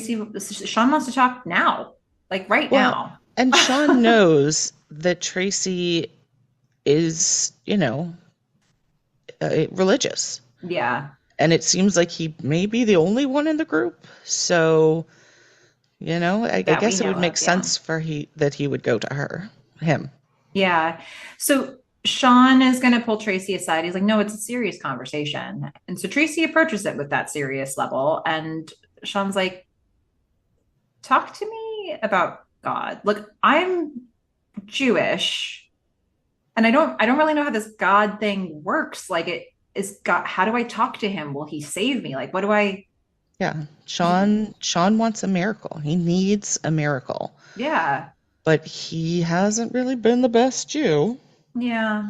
And he'd like to get Tracy's thoughts on how to engage with the Lord. I think that Tracy is incredibly open to this conversation and not like I'm not he wasn't trying to convert Sean. He just opened up to that conversation and was extremely reassuring. I feel like he said everything Sean needed to hear Yeah. without knowing what Sean needed to hear. Um Some people called that, divine intervention. Hmm. I think Tra- Tracy, a few things that really stuck out with me is Tracy's like, it's all about faith. I have faith that you're going to get through this. And it's not about you finding God because God's already found you. And I think he just says some things here that um, they land for Sean. Yeah, it's so Sean is coming to him saying, I need something from like the all-powerful Lord, and I have not been real great, right? Mm-hmm. And Tracy's response is, it's not about that. It's about grace Mm-hmm. and mercy. And, that comes from God. And there's a reason this is happening. And yes, it's about faith. And if you make it through this, and I have faith you will, maybe you don't have to find God because he's already found you. And the way that he puts this, because I think you spoiled me on this a while ago, like it completely makes sense that after this, Sean would, start to lean into his, Jewish heritage. Mm-hmm. Yeah, that is the I'm timing of this. guessing We're going to this get, is, yeah, yeah, it's going to be in short order that we get Sean we're learning going to more about have Judaism. Seder, we're going to get, We're going to get all kinds of that all the stuff. stuff. All right. So yeah, it's definitely a crisis moment for him. And Tracy says the things that Sean Yeah. needed to hear that are going to comfort him in that moment. And Um, that, I mean, personally, I think are true. It's not about, you know, I don't know, not having flaws, right? yeah. It's like all the good things come from God. Like they're already there. Hmm. You didn't have to do anything. In fact, you couldn't do anything to deserve it. Hmm. It's there for you. It Yeah. is his grace and mercy. Like that's all there is. He's found you. Like you need to like I don't want to say do nothing in this, but like again, there's no way to deserve a miracle. Yeah. It's just there's a reason for this and whatever it is, it's good. And Yeah. that's what you have faith in. Yeah. And yeah, I can't imagine like a more comforting and like powerful message than like the Almighty has got you. Yeah. Yeah. Well, it works for Sean anyway, right? Yeah. So I think we're going to get a little bit more with Felicity here. She's going to be meeting some muckamucks, Professor Oh no, Morton's. no, no. We can't skip over this part. Well, we didn't. We have mentioned it, but she's mentioning that she's sad that Ben and her are in a weird place. Yes. Yeah. Yes. So Okay. from there, Felicity is going to be introduced to some muckamucks, Hmm. some people that Professor Morton wants her to meet. And we see that Ben is there, Hmm. sees that she's having important conversations, chooses not to engage and distract her from them. And actually, Felicity doesn't even know he was there. Really? I thought she was distracted by Ben. Like she kind of looks around the people and like I thought made like light a line of sight to Uh, him. I thought that when she looked back, he was gone. Hmm. So that's up for debate, All right. She whether may or she knew may he was not there or have not. seen him, but if she Yeah, did, she didn't go running after him. So good on her. which is what makes me think that she didn't know he was there. So That's so sad. I'm sorry. yeah, so we're gonna see Sean waking up at the hospital. Some time has elapsed, so probably most of a day, Yes. and it's post surgery. Meghan, we first see Meghan in the room. She gives him a little kiss. But then we kind of start opening up the frame and we see that more of them are there. We see that all of them are there. We're going to see Richard Mhm. and Noel. Richard bought him replacement nuts, which is a bag of peanuts. Sean's trying to laugh and it's hurting. But Yeah. Everybody is there. Every Yeah. single person. And Ben and Felicity are standing next to each other. Even freaking Molly. They're all there because why wouldn't Molly be there? Anyway, Hmm. so now it's night. I don't know what's happening here. Richard and Molly are walking somewhere. What is time? What is time? I don't know. Richard and Molly are walking somewhere to do something at night. And Richard is saying how, hospitals just sort of being in the hospital kind of puts things in perspective. There's stuff that isn't really that important that they fixate on, but, hospitals put life in perspective.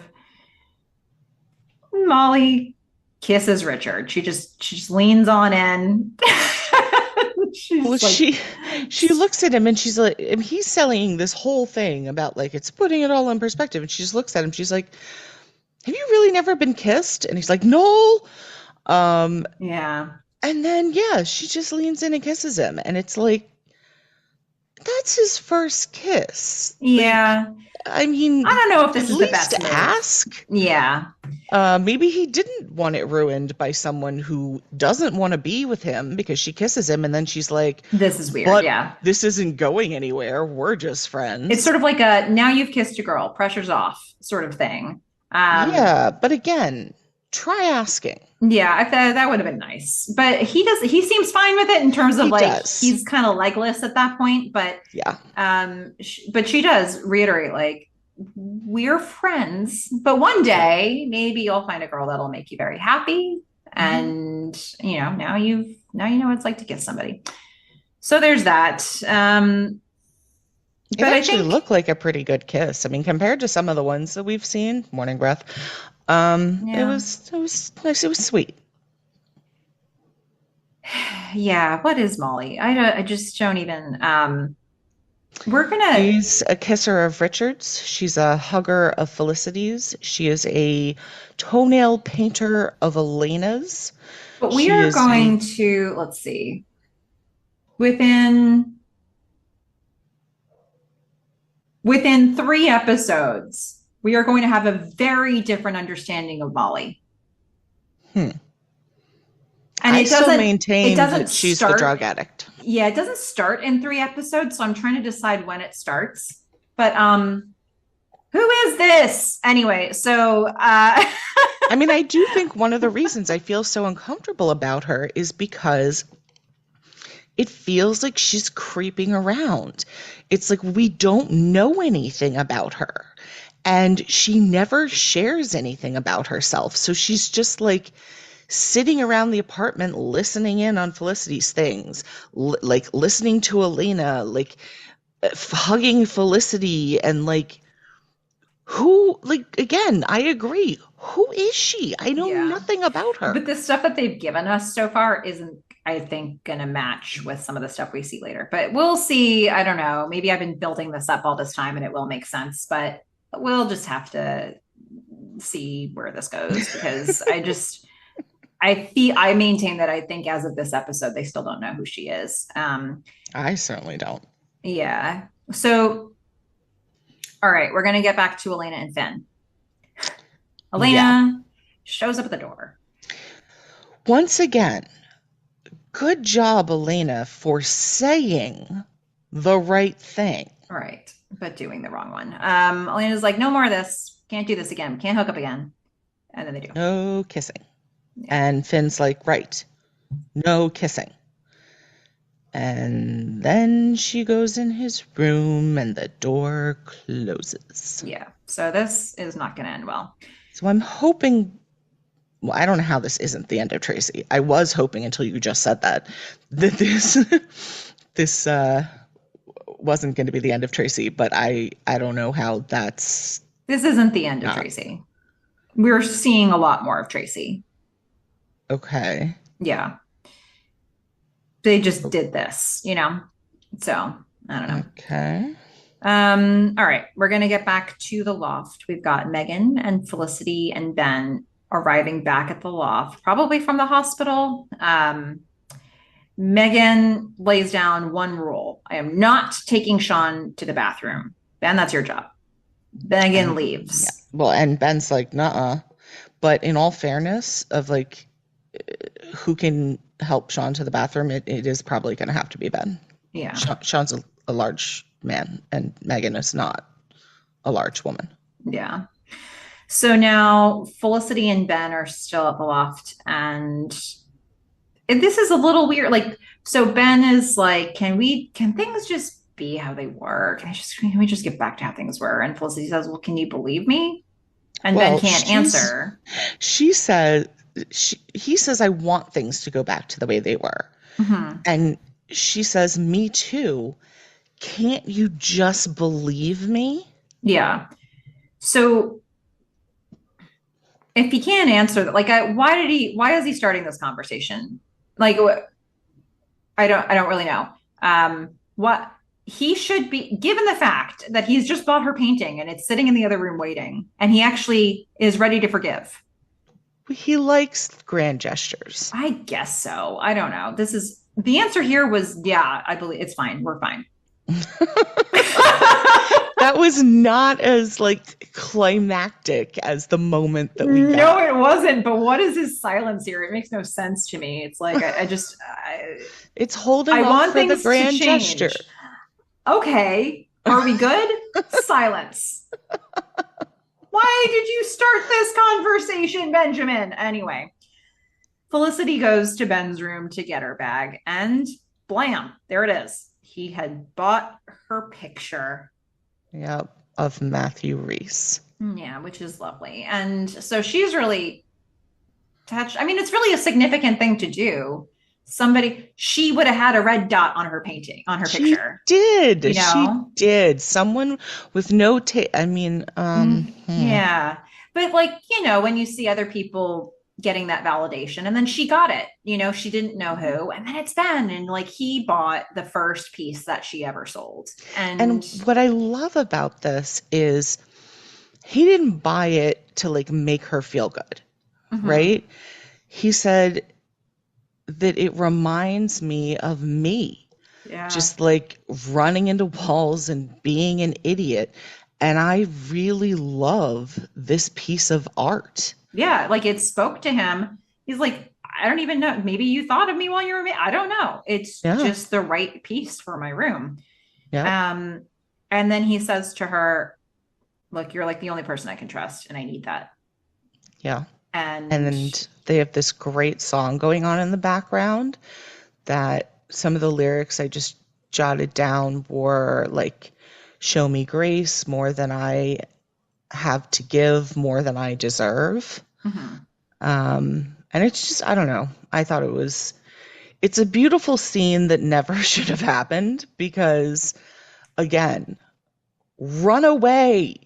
yeah, This man has not shown you in any way, shape, or form that he has changed. yeah, Like, he has gone to no counseling sessions. He's not admitted to having an anger problem. All he wants to do is turn back time again. He wants to give you another freaking canister yeah, and like just pretend everything didn't happen. Guess what? It happened. It happened in season 1. He managed not to punch anyone in season 2. It's happening again in season 3. Guess what a pattern is? Please look that up in the dictionary. yeah. I'm going to evoke our I want you to say something segment. I want you to say something positive about this encounter with Ben and Felicity. Go. The encounter, oh, I mean, I already, like, I think it's a beautiful scene. Like, I think Mhm. it was very romantic. And I loved, as I said, I loved that he didn't just buy it to buy it, like to, give her a sale, that he actually talked about what it meant to him and that he loves the art and like she's someone he needs because guess what? He doesn't have anyone else. I love the song that was playing in the back. Like I love the scene. I I just worry. Like I worry for Felicity. Mhm. Okay. I mean, especially if she's the only person that he's got. Yeah. Like Which she is. which she is. And I mean, there is something beautiful Well, I about guess that. sort of Sean. Well, not really. Eh. Not really I mean, Sean. he's got his own stuff right now, plus he has Meghan. Yeah. Sean has Plus been there he's for Sean. some things, but not other things. Yeah. So, all But right. like I got swept up in this and forgot about the whole like runaway Felicity thing because it was such a beautiful scene. Yeah. Okay. But I'm now reminded that she should run away. Well, okay. And speaking of running away, so Jane and Noel. Noel is Hmm. back in Jane's room. Guess what else is back? The The orange Apple yeah. laptop that we Yeah. have now seen 3 times. It is owned by Natalie. It is owned by who is the second person? Oh, Jason? Jason. And now it is owned by Tyra Jane. slash Jane. Yes. So Jane and Noel are sitting side by side. He's working on her computer, but she has to check her password first. And she leans Mm. over and reaches into the book of passwords. And I just can't. Noel, do not smell her. All I was thinking was don't smell her. And he smells her. Yeah, but it gets worse, Fish. I I, mean, so she gets up to take a call, yeah, it's not good. and he uses this as an opportunity to look in the book of passwords. And Hmm. he just takes mental note of however many, I don't know, a particular password or however many he wants to remember. So there's that. Yeah, Yeah. yeah, And we're going to now close out with a little sequence here where Felicity and yeah. Ben are in the loft. They've made up. Felicity's making some food, but Ben has to go to the store to get some stuff and some ice cream and whatever. The second he walked outside alone, I knew this was Yeah. not going to end well. You can clearly see Randy and other people. You know they're his brothers. I hadn't even seen them like at first. I was Mm-hmm. like, I was just like, he's alone and Yeah. it's night and this is not going to end well. Yeah, it does. It doesn't. It is a beatdown that we don't see the end of. I think it was an interesting choice to just sort of like fade to black with the sound of punching. Yeah. I mean, This is a I mean, he's powerful got what, choice. like at least four guys, Looks like that, yeah. and Randy is just standing and watching. Yeah, he's just sort of like he's the one who's given it the go ahead. Well, but he's probably also still hurt from, the concussion. Yeah. So the other guys I mean, they take him down fast. It looks way worse than last time. Yeah. And I think it is the sound effects Yeah. that's just, It was a powerful choice. They didn't have any music in the background. It was just like you see a dark street, screen goes to black, and you're just hearing the sound of Ben being punched. yeah, And these guys just wailing on him. So it's it's not good. scary. It's not It good. is really scary. Well, Fish, it is Mm. time for our You're the Worst segment. Who of all the many options that you probably had here, who did you pick? Well, I don't think it's going to be a surprise to anyone. Molly, no, I'm kidding. Oh my gosh. Just kidding. She's not the worst. I mean, she might be. I don't know who she is. But as far as I know, we're just going to have to go there. All right. Ben, you're the worst. And I'm not saying this to make you feel bad because I doubt there's anyone who hates you more than you hate yourself right now. But Sean's right. You're in trouble and you need help. Professional help. Your anger is out of control and misplaced.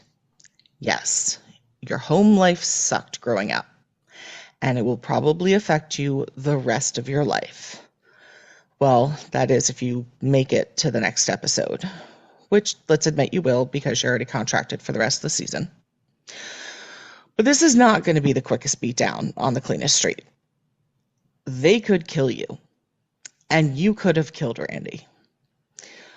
Which brings me to my main point, one that I have stressed over and over and over to your girlfriend. Actions have consequences. Why Felicity hasn't kicked you to the curb yet, I don't know. I guess you'll just have to thank God she hasn't and pray that she sticks with you until you start thinking more and punching less. At some point, it can't be your parents' fault. You have to take responsibility for being the man you are, and you can either change or not. You can get help or not. It's up to you and it's on you. You have an anger problem, and until you get it under control, I'm afraid in my book, you're going to remain the worst. All right, Ben, you're the worst. That's that. He's Yep. racking up some "You're the Worst" awards here this season. I mean, he's not being great, although I'm hearing that Noel may be catching up. I mean, it's different, but darn, Yes, I there's mean no excuse. we do have we have in the past had different feelings of the relative worstness of Noel's issues versus No, Ben's. Noel's gonna cross lines. He's gonna cross lines. No. I think he crossed lines too before. You Yeah. remember like all of season one. But like I'd you know, there are lines and then there are putting a guy in the hospital. Yeah. Yeah. Fair enough. Fair enough. Well, Fish, it's time for our favorite segment. Yay. After you listen to this tape, you have to erase it. Erase it. So we've got some listener feedback here. Specifically, there's one that is a little bit longer, but it addresses some things we've been asking. So here we go. At insta.mickey says, so Amy Jo asking to leave was kind of a relief for us not Julie loving fans. And you guys are right. The storyline for her on season 3 would have been pretty good and full of possibilities for the writers to develop. But that never happened. So I was not someone that did a fanfic about this plot for the reason mentioned above. Poor Julie Emmerich. And yes, the similar plot from Grey's Anatomy was that Meredith's father needed a liver transplant. Yes. And Meredith was a match. Spoiler. Tune out for the next 10 seconds if you haven't seen the show. It was pretty early in Grey's Anatomy. So she says, but because he was a terrible father, she didn't want to donate. So her half sister Lexi begged, and then at the end, she donated. Season 6, I think. Okay. Yeah, I remember Lexi. All right. The other end, tracks. I'm so glad that Fish genuinely just didn't like Molly. Yeah, she sounds kind of fake at the beginning, right? And she is the source of some stuff that happens, even in the next episode and on other plots, I mean. That was Mickey. I appreciate your effort to be as spoiler free as possible in your explanation of Molly. That was delightful. And in other stuff. Quick, Fish, plug your ears. The thing is, I know what she means. And anybody who's like really knows the Molly stuff knows exactly what she means. So enough said, Mickey. Thanks for that. I honestly appreciate it because look, I like to be surprised, and also it gives Melissa a lot of joy to, one, string me along, and also two, to like see when it actually lands for me. Yeah. She's like, oh, now you know it's a surprise party. I don't even know how to spoil the stuff for Molly for you because it comes out of nowhere. So like it's Molly like did? Yeah, like the storylines for Molly. It's just like, oh, okay. Like it's not related to like anything we saw in this episode. Which is fine. That's fine. That's fine. I'm okay. But yes. Yeah, so. I wanna just highlight or underline something that Mickey said, which is she may not have liked Julie, but we all love Amy Jo. Yeah. So like, it's like poor character Julie Emmerich, but like we love you, Amy Jo. We're sorry that this happened. I had no idea. I agree. I third that sentiment. So yeah, there's that. But Fish, it's time for us to rate this episode after all we've had to say about it. And I don't know. Did you want to jump in first on that? Um, I can. Okay. Um, I I rate in Glubs as always, and despite there being a lot of things that were disturbing in this episode, and Richard brings the levity with all of his huffiness. I just thought so many of the scenes were powerful. We got to see things from Sean that I never would have expected. These like deep moments of introspection. We get to see things from Meghan that, I wouldn't have expected. The stuff with Ben is rough, but it's also the character they have given us, and he's gonna have to deal. The only thing that I am really not loving is Felicity just in no way, again, registering that there may be like danger to her. She just keeps saying, "Oh, like I guess it's all fine. Like I want to go back to the way things were." Well, like I don't know what to do with that when he's given a guy a concussion, put him in the hospital, punched a lamp, like, and this is like not the first, second, third, time this happened. Like this kind of naivete is disturbing to me. And of course, I don't like Molly, but whatever. So, I mean, I actually really like this episode, so I am going to give this one a 9. My goodness. I really like this one. Okay. Well, there you And I have really it. liked your note from an optimist and the stuff with Tracy and Sean, and yeah, I just all in all, I think this was a really good one.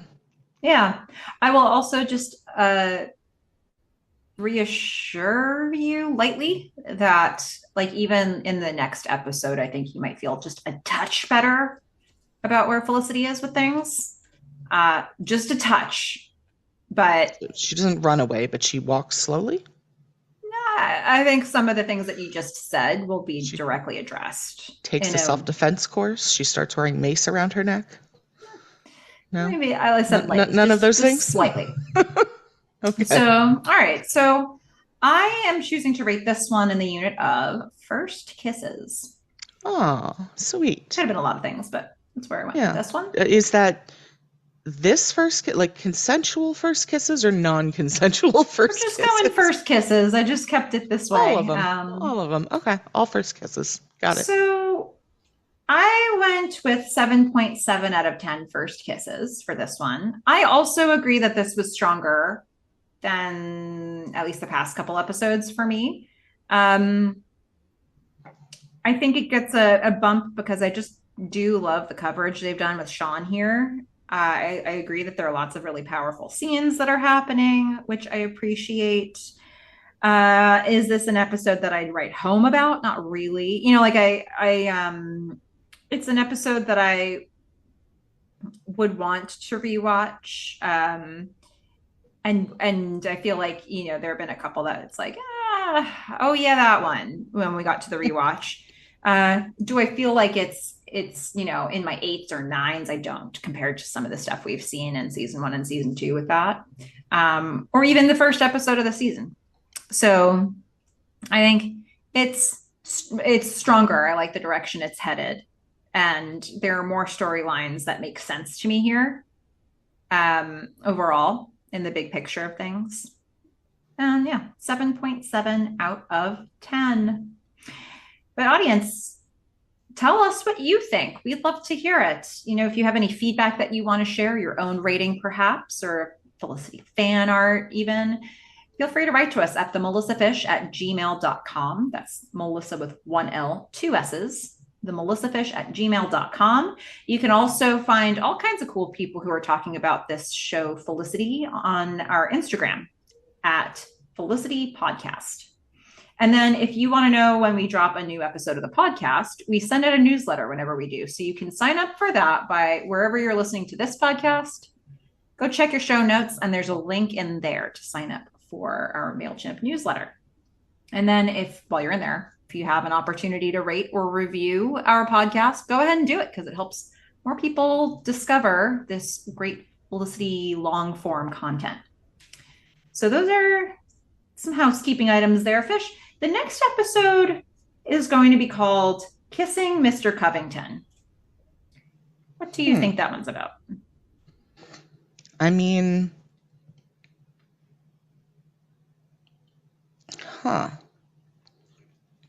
Felicity and Ben kiss. There hasn't been anyone else that he would kiss, and the other Mr. Covington is like back home, hopefully back in AA.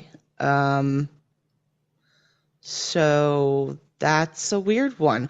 You know what I think happens? I think John Ritter comes back, and I think that Ruby comes back with her baby, and he kisses her baby on its head. My God. Okay.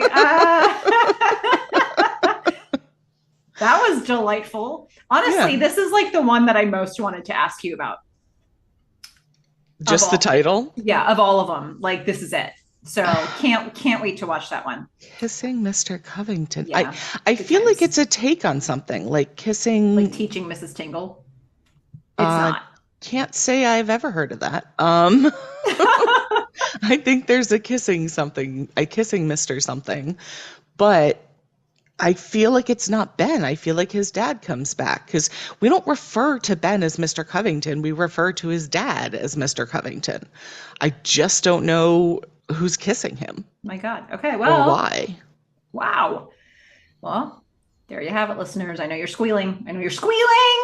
While you're listening to this on your own. His dad probably comes back because his son just got the crap beat out of him, and he's in the hospital. I mean, I would think your parents would come back for that if they know about it. Yeah. Well, that was lovely. So I'm excited about this. Looking forward to it. But anything else we need to cover for this one, Fish? I don't think so. I'm just, we made it. I have been quite tired today. I already hosted a book club. So I'm just happy that, in particular, I made it. I had no worries that you would make it. Mm-hmm. Well, we did it. We both did it. We did it together. It was awesome. And until next time, Fish, don't hook up with Ben while I'm gone. I'm a fish. Bye. Bye, everyone.